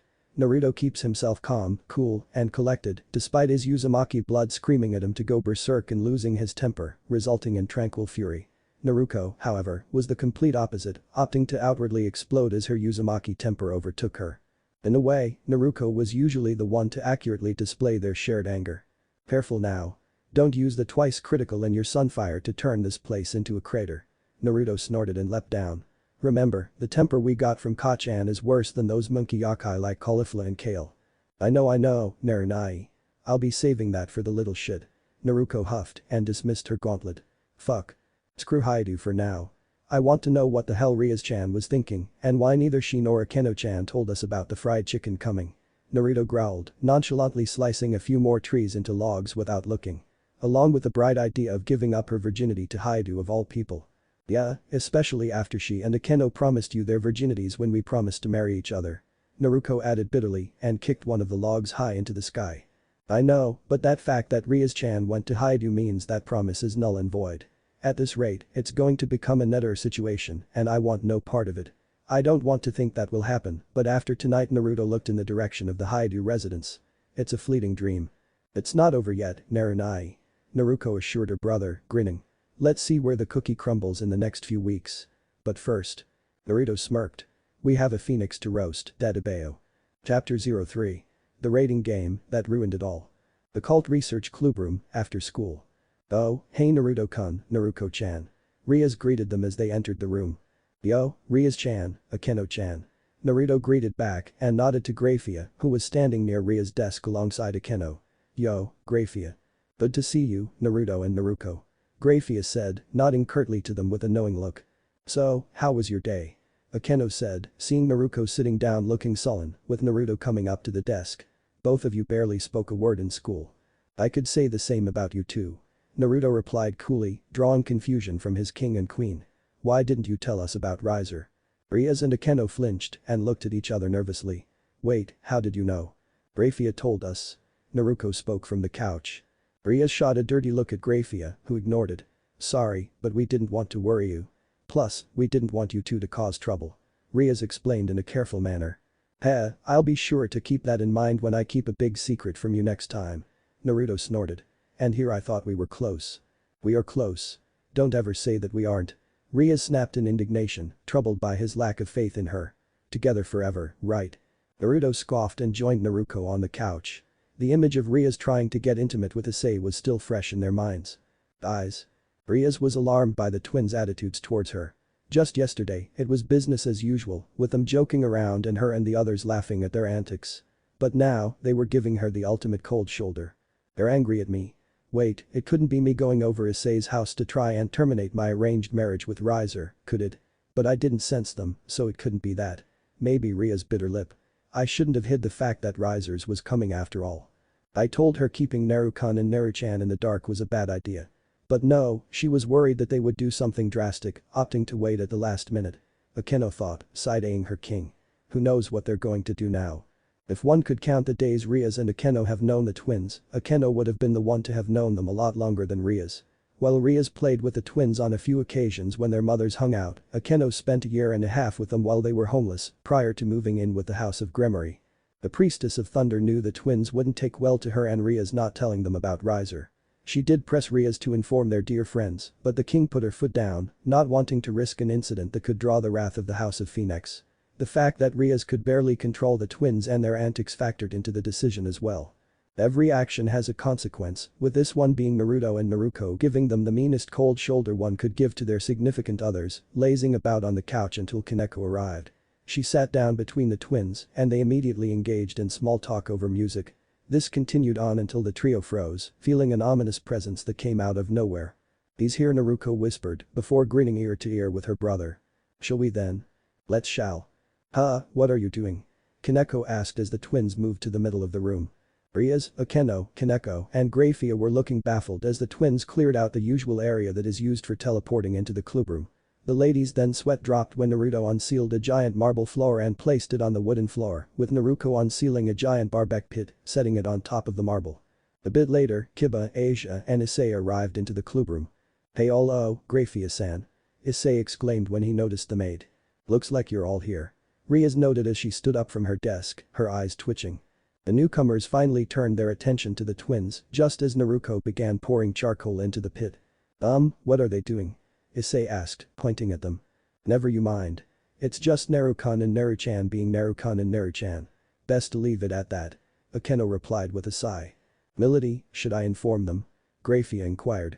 Rias raised her hand and shook her head. Instead, she addressed her peerage. "The truth is I'm..." Suddenly, an orange-red light appeared in the room, followed by a wall of flames that reached to the ceiling.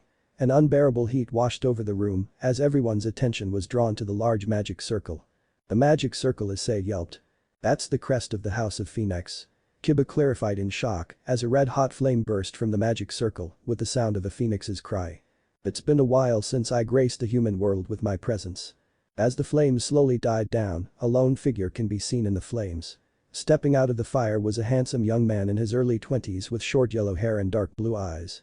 His outfit consisted of a burgundy blazer with gold embroidery on the right with matching pants and black dress shoes. Underneath his open blazer was a white dress shirt that wasn't fully buttoned, giving everyone a slight view of his chest. "I've come for you, my dear Rias." The man looked down to find himself standing on the metal rack of a large barbecue pit with his flames still roaring around him. What also greeted them were the Cheshire Cat smiles of the twins, who were roasting marshmallows. Well, well, well, look who decided to rise out of his chicken coop." Naruto sneered, cheerfully waving. "Long time no see, you fried chicken twat." "Naruto, you bastard." The man roared in anger, moving to punch him. Naruto moved to the side, with the man completely missing him. He laughed as he summoned Bernald and twirled it around his fingers. "Oh my, big ol' scary Riser's hopping mad. Good." Naruko giggled, waving her stick of marshmallows around. "That's what you get for making a grab for our king." The man named Riser charged at Naruto again and attempted to punch Naruto's face in. The latter dodged each and every one before pointing the tip of his blade at Riser's throat.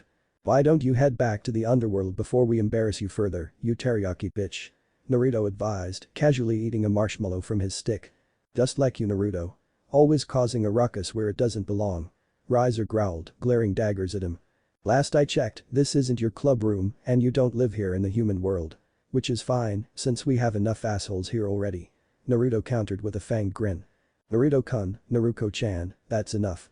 Stand down." Rias commanded, walking out from behind her desk. "Please." "Oi, Rias-chan. Don't tell me you're going to allow this prick to have this way with you?" Naruko asked with a side eye. "Well, I find your prank amusing, let me handle this. I won't let him walk all over me," Rias declared with a serious look. Naruko snorted and rolled her eyes. "If you say so." S'mores anyone? Heh, just as childish as ever. Riser growled, slightly relieved that Naruto's sword was away from him. Says the guy who whined and complained to the elders to force the House of Grimmery's hand. Naruto said offhandedly while serving Kaneko. Our president has a million better things to do than to deal with you. Fortunately for her, I'm one of them. Riser said, walking over to Rias and putting her arm around her. Now Rias, come along so I can show you where we'll hold the ceremony. The date's also been decided. Sooner the better, I say. Get the hell off me, Riser. Rias snapped, pushing his arm off her. Oh? Riser looked amused until Naruto's sword was at his throat again. Please refrain from putting your hands on my king. The amusement from Naruto was gone. In its place was tranquil fury, shadows on his upper face, and his eyes cold as ice. And right behind Riser was Naruko, who had her sunfire gauntlet ready to knock Riser's head off, with both twins looking ready to murder. Whoa, easily now. I was only joking around. Riser stated sarcastically, putting his hands up. Hey, you. Stop being so rude to the president. I mean, what kinda guy treats a lady like that? Issei suddenly snapped, feeling the need to step in. The kind of harem king you're inspiring to be, kid. Naruko mumbled with marshmallows in her mouth. And who is this? Riser asked, raising an eyebrow. Hi to Issei. I serve President Rias Gremory as her pawn. Issei declared, jabbing a thumb at himself. Riser's interest turned to disinterest. Okay. Naruko. Please stand down. Rias commanded them. Last thing we need is a fight to break out in the middle of the day. Rias, you cannot be serious. This fried chicken asshole walked in like he owned the place and you're not doing shit to stop it. Naruko snapped at her. Rias shook her head. As much as I want to blast that prick to kingdom come, we're on school grounds. So please. Boy, Rias. You haven't told your servants about me? Or did you just revive this one? Riser asked, gesturing at Issei. Akeno, Naruto-kun and Naruko-chan are the only ones who knew. The rest, there was no need. Rias responded, turning away from him. We only knew today, Naruto corrected her. You knew a lot longer, right Akeno-chan? Akeno blanched and muttered. Yes. Allow me. Grafia said, calling to attention. This is Riser Phoenix-sama. He is a high-class pure-blooded devil and the third son of the venerable House of Phoenix. As well as. Naruto snorted and dismissed his sword. Big Bird's inbred cousin. You really are trying to pick a fight, Riser growled, his eyebrow twitching while giving his fellow blonde the stink eye. Projecting, much. Enough. Rias blurted out. I already told you, I will not marry you, Riser. Issei yelled, pointing at Riser. Well, that's a shock. Kiba said, looking surprised with Kaneko. Why didn't you tell us, Naruto-senpai? Naruto shrugged as he and Naruko sat with Kiba and Issei. Meanwhile, Rias and Riser ended up bickering. Because it wasn't much of a factor. Naruto answered, picking his teeth with a large toothpick he used for spearing marshmallows. Rias-chan was promised freedom in her choice of spouse, thanks to the House of Grimmery's high standing. But something obviously happened, and it involves those old coots on the council. If you ask me, they shouldn't have so much power. Kaneko frowned, aren't they supposed to be advisors to the four satans like Surzich's-sama? Yes, but in times of peace, one can gain power in the shadows, and the advisors have been slowly gathering influence in spades. Naruko explained and took a bite out of Naruto's s'more. That is, unless Urzuchi's Nai and the others aren't doing something, anything, to stop them. But I hope they do, because I'm going to tell those old coots to shove it the next time they lord over us Databane. How do you know so much about Surzich's-sama's troubles? Kaneko asked curiously, purring as Naruko scratched behind her hidden cat ears. Grafia can't hold her liquor. Naruto whispered with a smirk, gesturing toward said silver-haired devil. Kaneko stifled her laughter before trying to compose herself. Still, this is troubling. To think that Ria's fiancé would come out of the blue like this. Kiba muttered, frowning in thought. Maybe that's why with the Phoenix immortality and all. What's on your mind, Yudo? Naruto asked with a frown. President Rias. She learned about Issei when the fallen angels were running amok and the fact that he was possibly holding a powerful sacred gear that they wanted. The reason he must have gotten Issei to the peerage might be because she was counting on him being her trump card against Riser when the time came. Kiba said in realization. Makes sense. Since he was a part of the perverted trio, she had no interest in him. Kaneko added, watching as Rias, Riser, and Grafia explained to Issei and Asia about the devil hierarchy and the connection between the Gremory and Phoenix. She didn't like him or his friends until she learned about the powerful gear. Geez. No wonder she had us all tailing him. She could have just told us. Naruko pouted, looking quite disheartened. It's like she doesn't trust us anymore.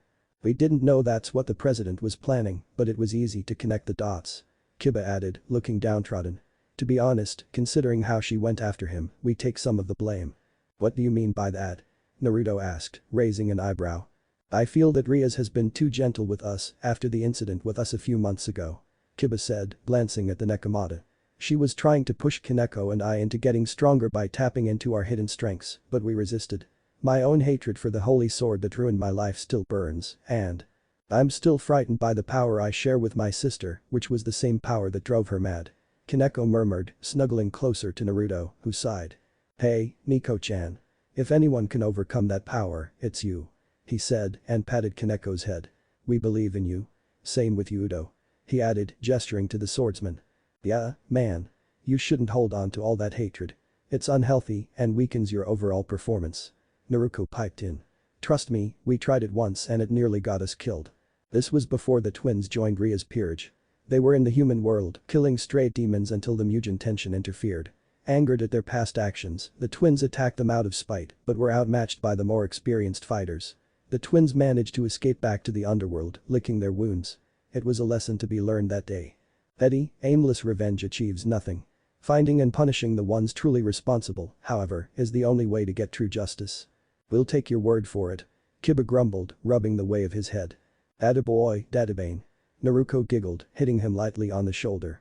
The moment of encouragement was suddenly gone when a wave of hot air saturated the clubroom. Naruto, and Kaneko jumped off the sofa in response, with the twins zeroing in on the source. The winds and flames of this world are foul. To a mighty devil such as myself who commands them, it is intolerable. Riser growled, his wings of flames bursting from his back.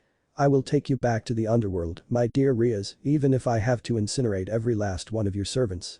Did he just threaten us? Naruto asked eerily, summoning her Sunfire Gauntlet again. Again? Yes. He did. Naruto replied, his killer grin showing all sharp teeth. His sword materialized in his hand as he turned towards the Phoenix Devil. In response, a red and black aura flared forth from Rias, matching Riser's own, her hand twisted in a snarl. Just try it, Riser Phoenix. Immortality or not, I will bring you to ruin if you lay a hand on my family. You can count us in on that action. Naruto snapped as he and Naruto walked to her side. I told you two to stand down. Rias commanded them angrily. When you're letting him threaten us. Not happening. Naruto snapped back. I'm going to send him on a one-way trip to the void and you can't stop me. My lady, Naruko-san, Riser-sama. Please calm yourselves. I will not be able to stand by idly should any of you take this further. Graphia commanded them, leveling an icy glare at them that could freeze death itself. And for the sake of Surzich's-sama's honor, I will not hold back. Rias and Riser took a step back in fright at the sheer intensity in Graphia's icy glaze. The twins, however, were unfazed. As for you two, I know you two aren't afraid of being frozen alive, and Rias-sama has a hard time reining you two in. Therefore, Graphia summoned a phone into her hand. I have Venelana-sama on speed dial. Unarm yourselves this instant or face her wrath in my stead. The twins looked at each other before simultaneously sighing. As one, they once again dismissed their weapons. They feared no one but Venelana. Their mother's childhood friend. She scares them. Well, if the order came from the underworld's ultimate queen herself, I'm in no position to refuse. Riser said wryly, cancelling out his deadly aura. I'm proud of my own heritage and peerage, but even we couldn't stand up to Lord Lucifer's lineup of monsters. Much as Venelana-sama's own unreasonable beasts. Ugh, we're going to need to replace some of the furniture in here, Naruto muttered, noting the burn marks on the sofa and tables. Fuck. We anticipated a deterioration of this scenario. It was meant to be a final discussion on this matter, but alas. Graphia said with a dirty look towards Riser. Therefore, in light of the current situation, we have prepared a final resort. The final resort? Rias parroted with a raised eyebrow. If you're adamant about defying the arranged marriage, then you're allowed to settle the matter in a rating game. Rias was taken aback. What? Akeno looked surprised. What? Riser looked interested. Really now? Naruto and Naruko were baffled. What? I'm a bit young for that, you know. Rias nodded to Graphia and grumbled, holding her head. Geez, will my parents ever stop interfering with my life? Rating game? What's that? Asia asked, looking between Issei and Rias. Issei hummed. I think the student council president mentioned something like that. The contest that pits teams of servants against each other. Kiba said, before launching into an explanation. You see, it's a game that resembles chess, where high-class devils fight alongside their servants. That's why our powers are likened to chess pieces and why we're called evil pieces. Akeno added. Oh ha ha ha. That sounds really swell, Rias-chan, but before you make a decision, can we talk to you for a second please? Naruto asked in one breath through gritted teeth, discreetly beckoning her towards a corner of the room. Listen Naruto-kun, I know you're going to go over the pros and cons with me, but we'll never get another chance like this. So I consent. She announced, looking her attention back towards Riser. We'll settle this in a rating game. You gotta be kidding me Naruto muttered, looking deflated. Well that was quick. I see you're looking forward to sending your servants towards their doom. Riser noted with an arrogant grin. I've played a lot of games and won just as many. Still so eager to fight me? Of course we are, because we're gonna blow you away. Rias declared, not backing down. You'll do best not to underestimate me or my precious servants. Rafia nodded. As you have both consented, the matter is settled. As a mediator between the houses of Gremory and Phoenix, operations of this unofficial rating game will be handled by me. I'll inform the houses. Aw, goddammit Naruto hissed under her breath, now knowing how Tifa, one of her best friends, feels when bullshit happens around her. Rias had rushed into this ultimatum too quickly. No doubt that Rias wanted out of this marriage contract and will do anything to do it. Still, it would have been nice for the redeeted king to call an audible with her peerage before getting them roped into the situation. Humph. Riser scoffed, waving her off before sweeping his eyes around the room. Rias, just to be sure, are these the only servants you have on hand? He asked, pointing and counting Naruto, Naruko, Akeno, Kaneko, Kiba, Issei, and Asia. Surely you have more than 7. None of your business. They're more than enough to deal with you and your servants. Rias boasted, glancing at her servants before turning her attention back to Riser. Whoever they may be. How could she be gloating right now? A baffled Naruto stared at her king. One of our most powerful allies is locked up downstairs and we're at a disadvantage here in terms of experience. Fuck. Riser blinked before letting out a boisterous laugh. Oh ho ho. Overconfident, are we, my future wife? That's good, but it is ultimately misplaced. Only that queen, knight and rook of yours can even begin to match up to my servants. Behold. He snapped his fingers. What a villainous cliché. Naruto muttered, rolling his eyes as Akeno giggled. The magic circle with a phoenix crest appeared in an open space in the clubroom. Flame roared from the circle, with numerous silhouettes phasing into existence. When the fire died down. They're all girls Issei exclaimed, wide-eyed. Of fucking course. Who the hell but vintage Riser? Naruto groaned with a facepalm. Not only that. That's right. These are my servants. Rias declared, walking over to his peerage. 15 pieces. Including myself, I have a full set of pieces. From catgirls, swordswomen, martial artists, maids, and twin girls with chainsaws, Riser's peerage had a healthy assortment of girls. One couldn't imagine them on the battlefield, but considering the fact that they were chosen by Riser, no doubt they could handle themselves in a fight. 15 beauties. Unbelievable. Issei exclaimed, his eyes glistening with tears. What a bastard. What a true man. Oh my fucking god Naruto mumbled, cringing on the spot with her brother as Issei started to cry. Rias my dear, why is that servant of yours crying? Riser asked, pointing at the wielder of the boosted gear. It's creeping me out, him staring at me like that. Well, his dream is to become a harem king.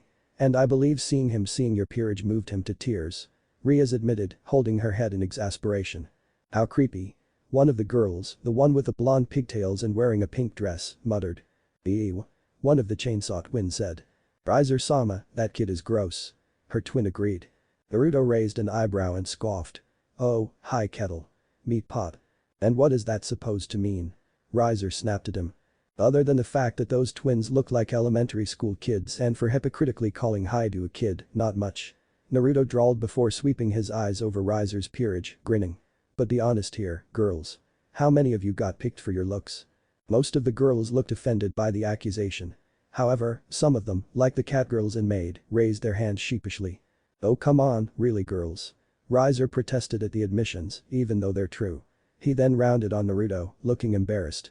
You think you can do better? Naruto glanced at a snorting Naruto and shrugged. In a few years, yes. Oh yeah buddy. You'll have to get by me. Issei declared, raising his fist towards the blonde. There's only one man who will become the true harem king, and that me. Oh way, please. Naruto groaned, leaning away from him. Goddammit, I'm on a roll here man. Seems that you already have your hands full. No matter. You could have a harem peerage like mine and you still couldn't touch me. Riser boasted, putting his arms around the petite mint green-haired twins. Neither of you.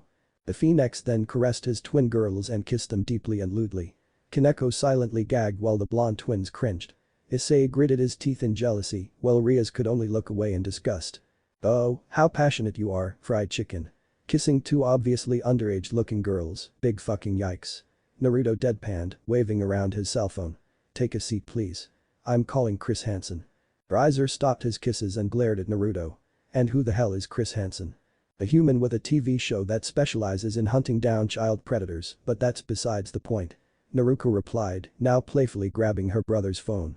If proving yourself a creep involves trying to make us jealous, then you're failing. Your attempt at displaying your maniness is no big deal, just like you yourself are not. You're treading on dangerous ground, Uzumaki Naruto.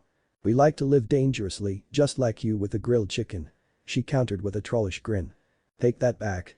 Shrieked the girl with twin tails styled in drills. I'm Ravel Phoenix. Get it right. Whatever, you grilled chicken bitch. Naruto drawled back, making her steam. Wait, Phoenix. Issei gaped, looking from Riser to Ravel. Kaneko nodded. Yeah, she's his little sister. Probably here as a formality. You lucky bastard. Issei wailed, shaking his fist at Riser, who was still glaring at the twins for their insults. Indeed. Naruto added with a smirk. The fact that she's here makes us question whether her brother's a pureblood or not. You dare challenge my legitimacy, Riser snapped as he got in Naruto's face. Wait, stop, Rias tried to say, but her queen held her back. Oh dear. Akeno giggled, knowing full well what her childhood friend was going for. In fact, I do, buddy. I won't deny that my sister and I have an attraction to each other, and frankly, I don't give a crap about what others think about it. It's one of the perks to not being a pureblood elite like you and Ravel. Naruto said, not backing down as Naruto playfully latched onto his arm. You, on the other hand, you like to show off your pureblood pride and shit. Tell me, is the Devil Society okay with you two banging? What? Ravel shrieked, her face turning scarlet. Why you? Riser roared, his aura flaring. Oh, so you do care that much? I thought you were all bark and no bite. Surely a passionate pure blood like yourself would enjoy shitting on human norms and the like. You know, like going beyond the barriers of norms and showing Ravel-chan a good time like you do your peerage. Naruto asked, trollishly smiling with sharp glinting teeth. Speak of, should we still call Chris Hansen, you fucking lollican? I'll burn you both to cinders. Riser threatened, conjuring a large ball of fire. Not if I have anything to say about it. Issei summoned his boosted gear, charging in between them to get to Riser. I'll take you down with my boosted gear right here and now. Issei, don't. Rias shouted in vain. Boost. The sacred gear announced, its green jewel glowing. Riser ched in annoyance and snapped his fingers. Mira. Yes, Riser-sama. A young girl wielding a staff responded. She had her blue hair tied into 4 short ponytails, wearing a white haori and red obi under a red happy coat. She charged forward, intercepting the aggravated Issei. The latter hesitated due to his opponent being a girl, giving the said girl the opportunity to land a direct blow to his stomach, knocking him back into a wall and nearly out. Issei-san. Asia cried out, coming to his aid. To be taken out by my weakest pawn. And he's supposed to be the Red Dragon Emperor. So weak. Then again, he dismissed his fireball and head patted his pawn, eyeing the boy with disdain as the bishop healed him. He's only a low-class pawn. Maybe you should save that for the rating game, yes. A rating game, I should add, that has your lovely experienced team pitted against our inexperienced asses. The latter, by the way, also lacking in training and prep time.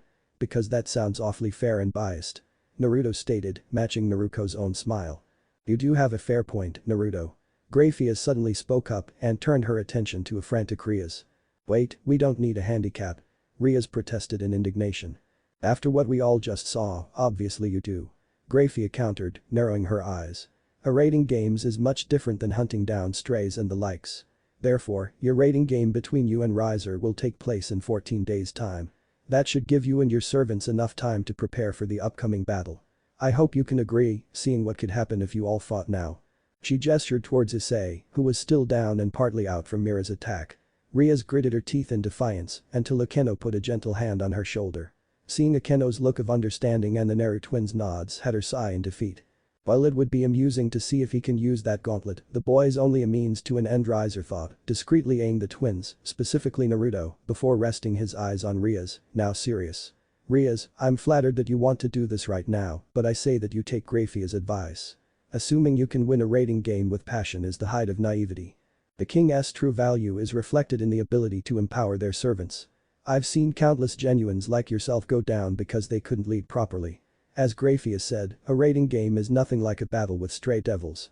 I understand, Rias muttered, looking away and gritting her teeth. But. Riser said, turning away before addressing Naruto. And you. I shouldn't have let you get under my skin with your antics. I'll make sure to punish you for your insolence in our rating game. No one humiliates Rias or Phoenix and gets away with it. Naruto rolled his eyes. Whatever. Just piss off already. I'm sure you'll need plenty of ice for that wounded pride of yours or some Phoenix down or whatever that crap your house makes. Their Phoenix tears your eyes are snapped before collecting himself. 14 days. I can wait. See you all soon, especially you, my dear Rias. With that, Rias departed with his peerage in a roar of fire. Well, that could have gone better. Akeno said brightly, trying to brighten the mood. Naruto cracked his neck. I'm going to kill him, Dadabeo. Oh yeah, get in line, Dadabane. Naruto snarked, handing him back his phone. Well, we're in for the long haul. Kiba sighed, looking over to see Asia helping Issei up. I really think we should get Gasper for this. Rias shook her head. We can't. Her power is still not stabilized to the point that she can control it. We'll have to do what we can with just all of us. Well then, I wish you all the best of luck. If it's you all, Grayfia looked from Rias and Akeno to Naruto and Naruko. I'm sure you can pull off an upset win. Until then. Grayfia departed, leaving the members of Rias' peerage to themselves. Naruto-senpai, Naruko-senpai. Kaneko suddenly spoke up. Thank you. For what? Naruto asked while Naruko tilted her head. For teaching me how to roast a phoenix. The catgirl said with a smile. The club room was filled with laughter after that. In order to prepare for the rating games, Rias gathered her peerage the next day and took them to a cottage her family owns, which was located in an uninhabited mountain. While everyone began their own training regimens, they were also ordered to take time to train Issei and Asia, who were the weakest of the bunch. Still, the desire to grow stronger was there as well, so there was some hope. However, despite training with Kiba in sword fighting, with Akeno on magic, and finally, with Kaneko on melee combat, Issei failed miserably, while Asia showed some talent in magic. Both fledglings were also trained by Naruto and Naruko in strength, stamina, and mental conditioning. While they took it easily on Asia for obvious reasons, they put Issei through the ringer. Partly on Ria's orders, with the other half because they enjoying it. Legends say that it had something to do with Issei being one of Naruto's many banes of existence, as he and his crew had peeped on her in the girls' locker room multiple times. Then there was the Rias thing too with Naruto. As for the twins, they were tracked down by the Mugen Tenshin Ninja Clan and Japan Sect Hero Clan. It was obvious that someone in the higher-ups of the devil hierarchy sold them out, since there were only a few who knew about the rating game and where Ria's peerage would train. Naruto and Naruko, along with their familiars, made them retreat multiple times, albeit with a few bumps and bruises. They were greeted with concern from Kaneko, Kiba, and even Asia, but not from Rias and Akeno, who thought they were training too hard. The twins were irked at that, with Naruto going to talk with Rias in the evening, only to find her talking with Issei instead while sitting close to him. What hurt more was them talking in the secret place special only to him, Naruko, Rias, and Akeno. Regardless, they trucked on until Issei and Asia were at passable levels to stand alongside the others. Asia was able to increase her magic reserves, healing rate, and a bit of stamina. As for Issei, his own strength and stamina increased greatly, as well as his mastery over his sacred gear. During a spar with Kiba, Issei showed the fruits of his training, being able to withstand multiple boosts and use a beam attack called Dragon Shot. Ria's training regimen had reached her desired conclusion. To make Issei and Asia stronger for the battle ahead. The cult research room, 2 weeks later, 11:49 p.m. Rias and her peerage were awaiting the start of the rating game. An armored Naruto and Naruko did an inventory check on their supplies and gadgets. Kiba put on some light armor while Kaneko read a book. Rias and Akeno were drinking tea. And Issei and Kiba were sitting on the couch. Rias-chan. Naruto suddenly said as he appraised Brynhilder. You sure you're okay with this? I know we're stronger than before, but I feel that we're kinda in over our heads. Too late to back out now, Naruto-kun. Rias replied after a sip of her tea. But after what we've all been through in 2 weeks, I'm confident that we can win. Alright. We'll follow your lead then. Naruto said, slightly grimacing. He and the others, Naruto, Kiba, and Kaneko, were still bothered by Rias not giving their input and instantly dragged them into this mess. Don't worry, Naru-chan. Once we kick Riser and his harem to the curb, we'll celebrate President Ria's victory. And Riser will have to find another girl that meets his taste for purebloods. Akeno added with her signature giggle. Right. Naruto drawled after a pause. Hey President. Issei spoke up. I remember when you revived Asia, you mentioned that you were using your last bishop piece. So where's your other bishop? Unfortunately, my other bishop is indisposed. I'll tell you about them some other time. Rias replied, setting her tea down. Damn it, Gasper-chan. Naruto thought and growled. Asper, the scared little time-stopping damper, was still deathly afraid of going outside and was currently failing her mistress in the most important battle of her life. A silver magic circle suddenly appeared on the floor and Graphia appeared. I see that you're all prepared. Good. The game will begin in 10 minutes. I also thought I should inform you that this unofficial game will be broadcasted to the two houses and the councils. Even Lord Lucifer and his fellow Satan shall be watching as well. Be sure not to forget. Naruto whistled. Damn, quite the VIP assembled databao. Even my Ani-sama, huh? Rias mumbled, looking depressed. Geez. It's a private game, so that the public won't know. Graphia told her. Remember, as both you and Rias are heirs to your respective houses, this concerns them. In addition, the student council will be managing the broadcast and Sona-sama wishes you luck. Rias sighed and smiled wistfully. Sona too, huh? The rest of the minutes dwindle away as Issei and Asia are taught about the four Satans, with them learning that Ria's older brother, Surziches, was one of the Satans as well. Surziches being Lucifer meant he no longer had the Gremory name, which made his little sister, Rias, heir to the house of Gremory. A couple minutes before the game, Graphia spoke privately to the twins. Rias-sama is still looking down. Does this mean that she still hasn't sensed your ascensions? Graphia asked, raising an eyebrow. We wish. Naruto uttered with sarcasm. I've been wondering why Zeotausen and V. Nakasen even agreed to this. It's because we're high-class devils now. Naruto grumbled and facepumed. Ah shit, Riser must know too, databao. For her to tumble and be easily distracted. I knew it was too early for Rias-sama to get her pieces. Even if she passed the high-class devil exam. Graphia thought with a frown. Doesn't matter. The result will be the same, regardless of us being high-class, mid-class or low-class. We're all kicking his ass. Naruto assured him. True. And I'm not worried that much. Naruto said, discreetly eyeing his fellow peerage mates. It's the fried chicken teriyaki after all. We're going to win. Graphia smiled at their confidence and turned to the others. It's almost time. Please proceed to the magic circle. Rias, Akeno, Naruto, Naruko, Kaneko, Kiba, Issei, and Asia entered the designated magic circle. In a moment, you will all be sent to an alternate plane that will serve as your battlefield. Everything in the space is entirely expendable, so fight to your heart's content. Graphia noted, with Naruto and Naruko looking as if Christmas came early, making Issei shiver at their bloodthirsty smiles. In addition, once you're there, you cannot leave until the game is over. As the appointed referee of this match by Lord Lucifer himself, I bid you all good luck. Rias nodded. Let's do this. The magic circle teleported the group to the field. When they arrived, they all found themselves in a familiar setting. The battlefield, midnight. The battleground ended up being a replica of Kuo Academy, much to everyone's surprise except a few. Greetings, competitors. I am Graphia Lucifuge, appointed judge for the rating game by the houses of Gremory and Phoenix. For the battlefield, we have prepared a replica of Rias-sama's school, Kuo Academy. In regards to each team's base, the teleportation destination of each team is its base. Rias-sama's main base is the Occult Research Club in the old school building. Riser-sama's main base is the principal's office in the new school building. Pawns aiming for promotion, please proceed to the perimeter of the enemy base. The match ends at dawn in the human world. Please stand by. Looks like you were right on the nose, Naruto. Kiba said, grinning at him. They really did use Kuo Academy as a replica. The real Issei gaped, looking outside, where the sky was neon blue-green. Naruto just shrugged, it may be another handicap that benefits us, but it's also a way to ease us into future rating games. Which means that the battle plan we made using our school as a model will not go to waste. Rias said confidently as Akeno handled her something. You mean when we were playing Warriors Irachi during our off time? Naruto asked dryly.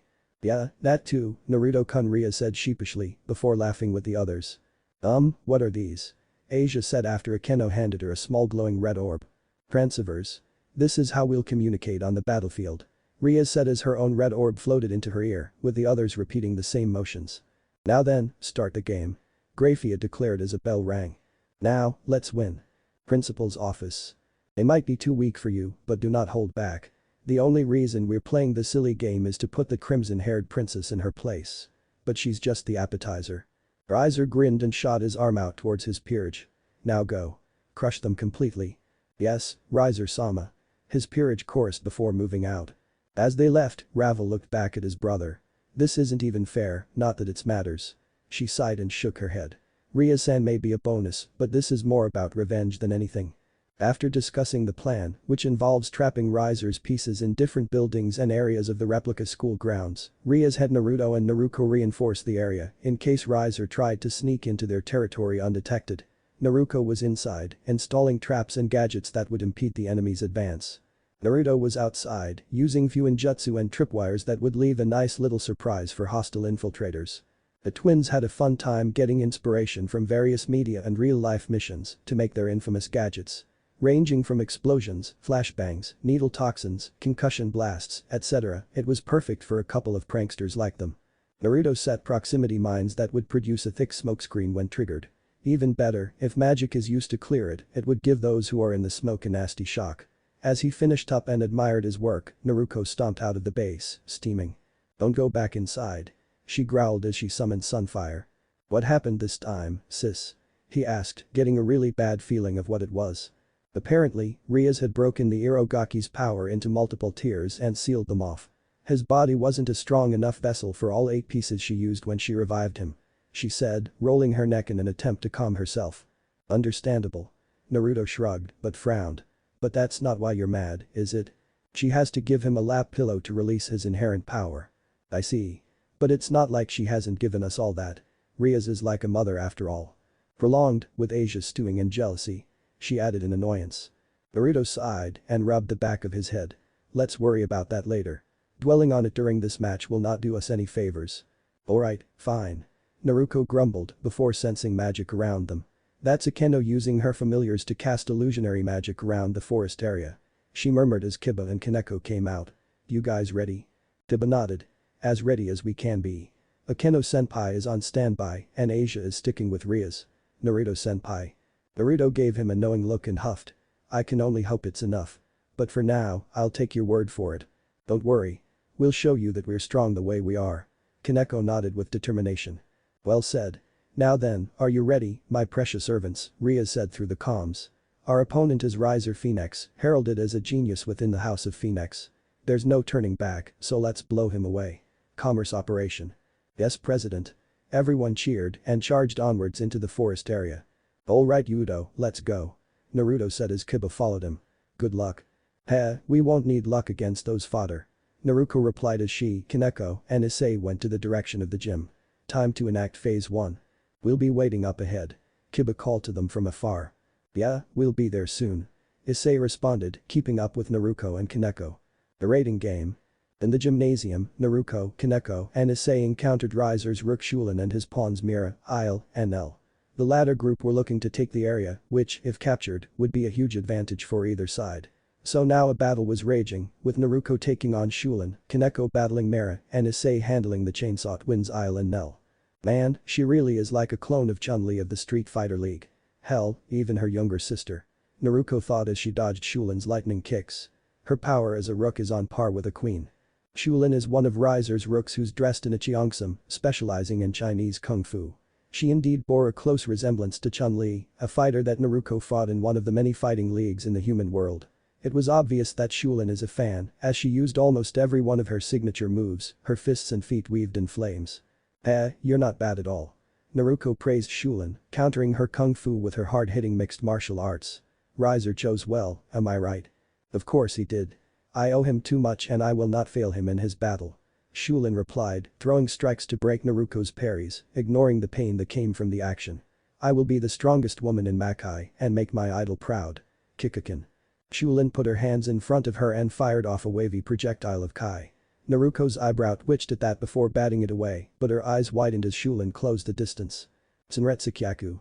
Shulen unleashed a fury of lightning kicks, this time pushing Naruko back as she moved forward. Naruko gritted her teeth as she blocked the flaming kicks that were all too familiar to her. When the barrage ended, Shulen gathered a large amount of Kai into her hands. Kakasho. The large dome of Kai encircled her and blasted Naruko away, with the latter backflipping in the air to avoid crashing to the ground. Naruko quickly brushed her shoulders off and fired several beams from Sunfire. Shulen expertly dodged them, moving forward as she did. When she closed the distance again, she wreathed her fist in flames and delivered an uppercut to Naruko. But to her shock, Naruko wasn't sent flying, as the grinning blonde retaliated with a side headbutt that knocked Shulen for a loop. "Not bad," Shulen started to say, before a charging Naruko buried her shoulder in her midsection hard. "Oof." Naruto had used a gore, a move in wrestling that's like a football tackle, that's actually called a spear. Not bad yourself. You truly fight like Chun-Li-san. I'll have to give her your number or something. But I've played around with you for a bit too long. Naruto said, rolling her shoulder and adjusting her gauntlet. It's time to end this. Twice critical level 1, engage. She shouted, with the jewels in her gauntlets glowing bright. Sunfire. Wait, you know Chun-Li-sama. Shulin managed to recover enough to see Naruto's gauntlet fist coming towards her. She rolled back to get her bearings, but Naruto appeared in front of her. Miss Himurayu. Electric Wind Godfist. She yelled, knocking her into the air with a hooked uppercut. Naruto jumped towards her, hitting her with a short uppercut and yelled, Shinadu Shoryuken.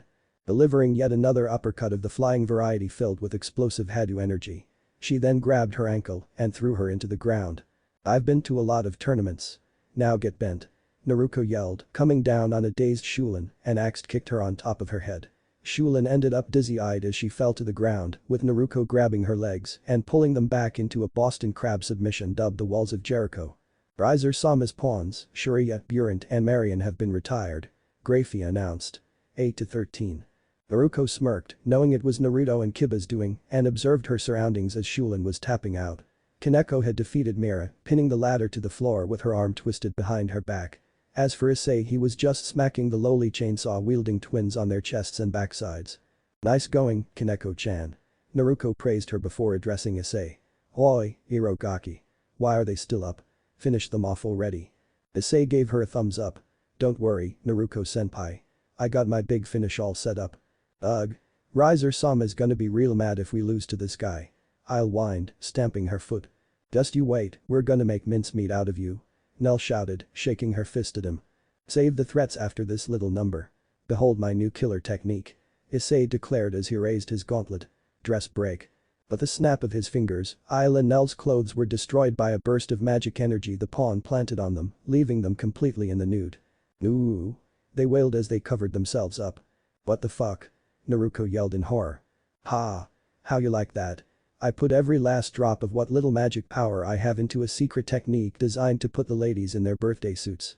I put the image of your clothes stripping away into my magic, planting the magic on you, then detonated it one snap. That is my new special move, the dress break.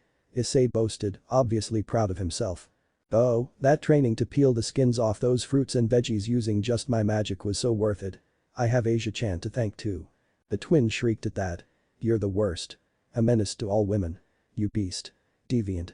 How disgusting, Shulin deadpanned, now ignoring the fact that she was still in the walls of Jericho, her disgust numbing the pain. I've lost all respect for you. Kaneko agreed as Mira shivered in fear. Naruto's eye twitched, reining in her anger as she was of two minds. On one hand, it was a clever tactic and perfect for pranking. Hell, it could be used to strip away armor and shields if honed correctly. But on the other hand, a technique like that in the hands of a proud pervert spells disaster for all the poor girls at Kuo Academy. And considering that Issei once dared and successfully stole Akeno's underwear, it was bad news. So this is the kid you and Akeno want, eh? She thought, leveling a death glare at the Red Dragon Emperor. We're going to need a fucking miracle. Naruto-chan, Kaneko-chan, Issei, can you hear me? Ria's voice sounded through the comms. We're all good here, Rias-chan. Naruto said with stained enthusiasm through gritted teeth. Perfect timing. Akeno's ready to go. You know what to do. Roger that. Naruto said and gestured to Kaneko and Issei, who heard the same commands. Let's bounce, Databane. Wait, where are you going? Shulin called after them as they ran to the exit. Our battle isn't over. Isn't this a critical location for you? Naruto grinned back at her. Exactly. BYE. Shulin blinked before realization slowly sunk in. Oh crap. Take. Akeno whispered as thundercloud appeared above her. The lightning strike obliterated the gymnasium with Shulin, Mira, Isle and El still inside. Rias-sama's rook and pawns, Shulin, Mira, Isle and El have been retired. Grafia announced. 8-9. Akeno giggled in pleasure, licking her lips and sucking her fingers, clearly turned on by the destruction. We did it, Kaneko-chan. Naruto-senpai. Issei cheered, going in for a high five. Please don't touch me. Kaneko growled and walked away. Wait. I'm not going to use dress break on a teammate. Issei said, despite making handy hands. If I would trust you with a terrible technique like that. Kaneko countered in annoyance. Boy, stay together. Naruto chided her and looked at Akeno's handiwork. We got Riser's team down from 16-9. Not bad, Databane. Good. The real challenge begins now. Rias responded, watching from the window before returning to her seat with Asia. Building up that lightning attack takes Akeno some time, so she'll have to pull back to recharge. We're still outnumbered, so we'll join you on the battlefield as soon as she recovers. Until then, all of you prepare for the next phase. Understood. Naruto said as she ran to Konko to drag her back. Lem, go get Kaneko-chan before son of a bitch. Boom. Naruto-senpai. Kaneko-chan. Issei shouted as the girls were engulfed in a fiery explosion. Naruto-chan, Kaneko-chan, what was that? Rias asked urgently, but received no answer. Naruto-chan respond, Naruto-chan Issei, what happened? Hahaha. My dear Rias, you would be wise not to underestimate me, Riser Phoenix. Take. You Baluna declared with a grin. Riser's queen. Issei snarled at the floating woman before going to check on his teammates. Kaneko-chan. Naruto-chan. When the smoke cleared, Kaneko was on top of Naruto, who was groaning. Why the hell did you do that, Kaneko-chan? Naruto yelled angrily. I was trying to protect you. When Naruto saw the blast coming, she dived towards Kaneko to cover her. Apparently, Kaneko had the same idea. It was going to be one of us, and you're the strongest between us. Kaneko uttered, severely hurt by the blast. I'm sorry, Naruto-senpai, Akeno-senpai, Issei-senpai. I wanted to be more useful to Rias-senpai. Kaneko suddenly moaned in pain, before fading in a flash of blue light in Naruto's arms, just as Issei got to them. Kaneko-chan. Issei yelled, running over. Where did she go? Rias-sama's rook, Kaneko, has been retired. Grafia announced. 7-9. Those who are rendered unable to fight are teleported to a treatment faculty outside the game zone. Naruto growled as Akeno landed next to them. Akeno-chan, I got this. Just protect the others. She growled, glaring at the floating Baluna. Naruto-chan, stay calm. Rias commanded her voice slightly cracking. How dare you do that to Kaneko-chan? Get down here. I'll fight you. Issei yelled at Riser's queen. My, I'm surprised you want to get blown up again, just like your friend. Baluna taunted. No matter how hard you fight, you can't win against us. So by all means. Oh my. Now how about I be your opponent instead, Baluna-san? Akeno offered, flying to her level. Or do you prefer Bomb Queen instead? Baluna smirked. By all means, Priestess of Thunder. Are you serious? Naruto shrieked with sharp teeth. Naruto-chan, take Ice-kun and regroup with Naru-kun and Yudo-kun. I'll take over from here. But Akeno-san, Issei protested. Issei-kun. You still have your role to play. This is mine. Akeno said as she changed into her priestess outfit. Don't fret. I shall avenge Kaneko-chan. Besides, Baluna-san and I have unfinished business. Ah, damn it. Fine. Naruto snapped and grabbed Issei by the cuff of his uniform. Come on. You better not lose. Ah, she's all yours, Akeno-san. Issei shouted towards her as the battle between queens erupted into lightning strikes and explosions. Naruto and Issei rendezvoused with Naruto and Kiba in the storage room near the athletic field. With Kaneko out of the picture and with Akeno engaging Baluna, Rias was forced to revise her strategy. Now what should we do? Issei asked as he looked through the crack in the door. We draw out the rest of Riser's pieces. Then we crush them in one swift stroke. Naruto suggested, clenching her gauntlet fist. I actually agree with that. The mayhem that follows will allow Asia and I to sneak into the main school building for a surprise attack to take out Riser. Ria's voice came from their ear comms, making the twins and Kiba do a spit take.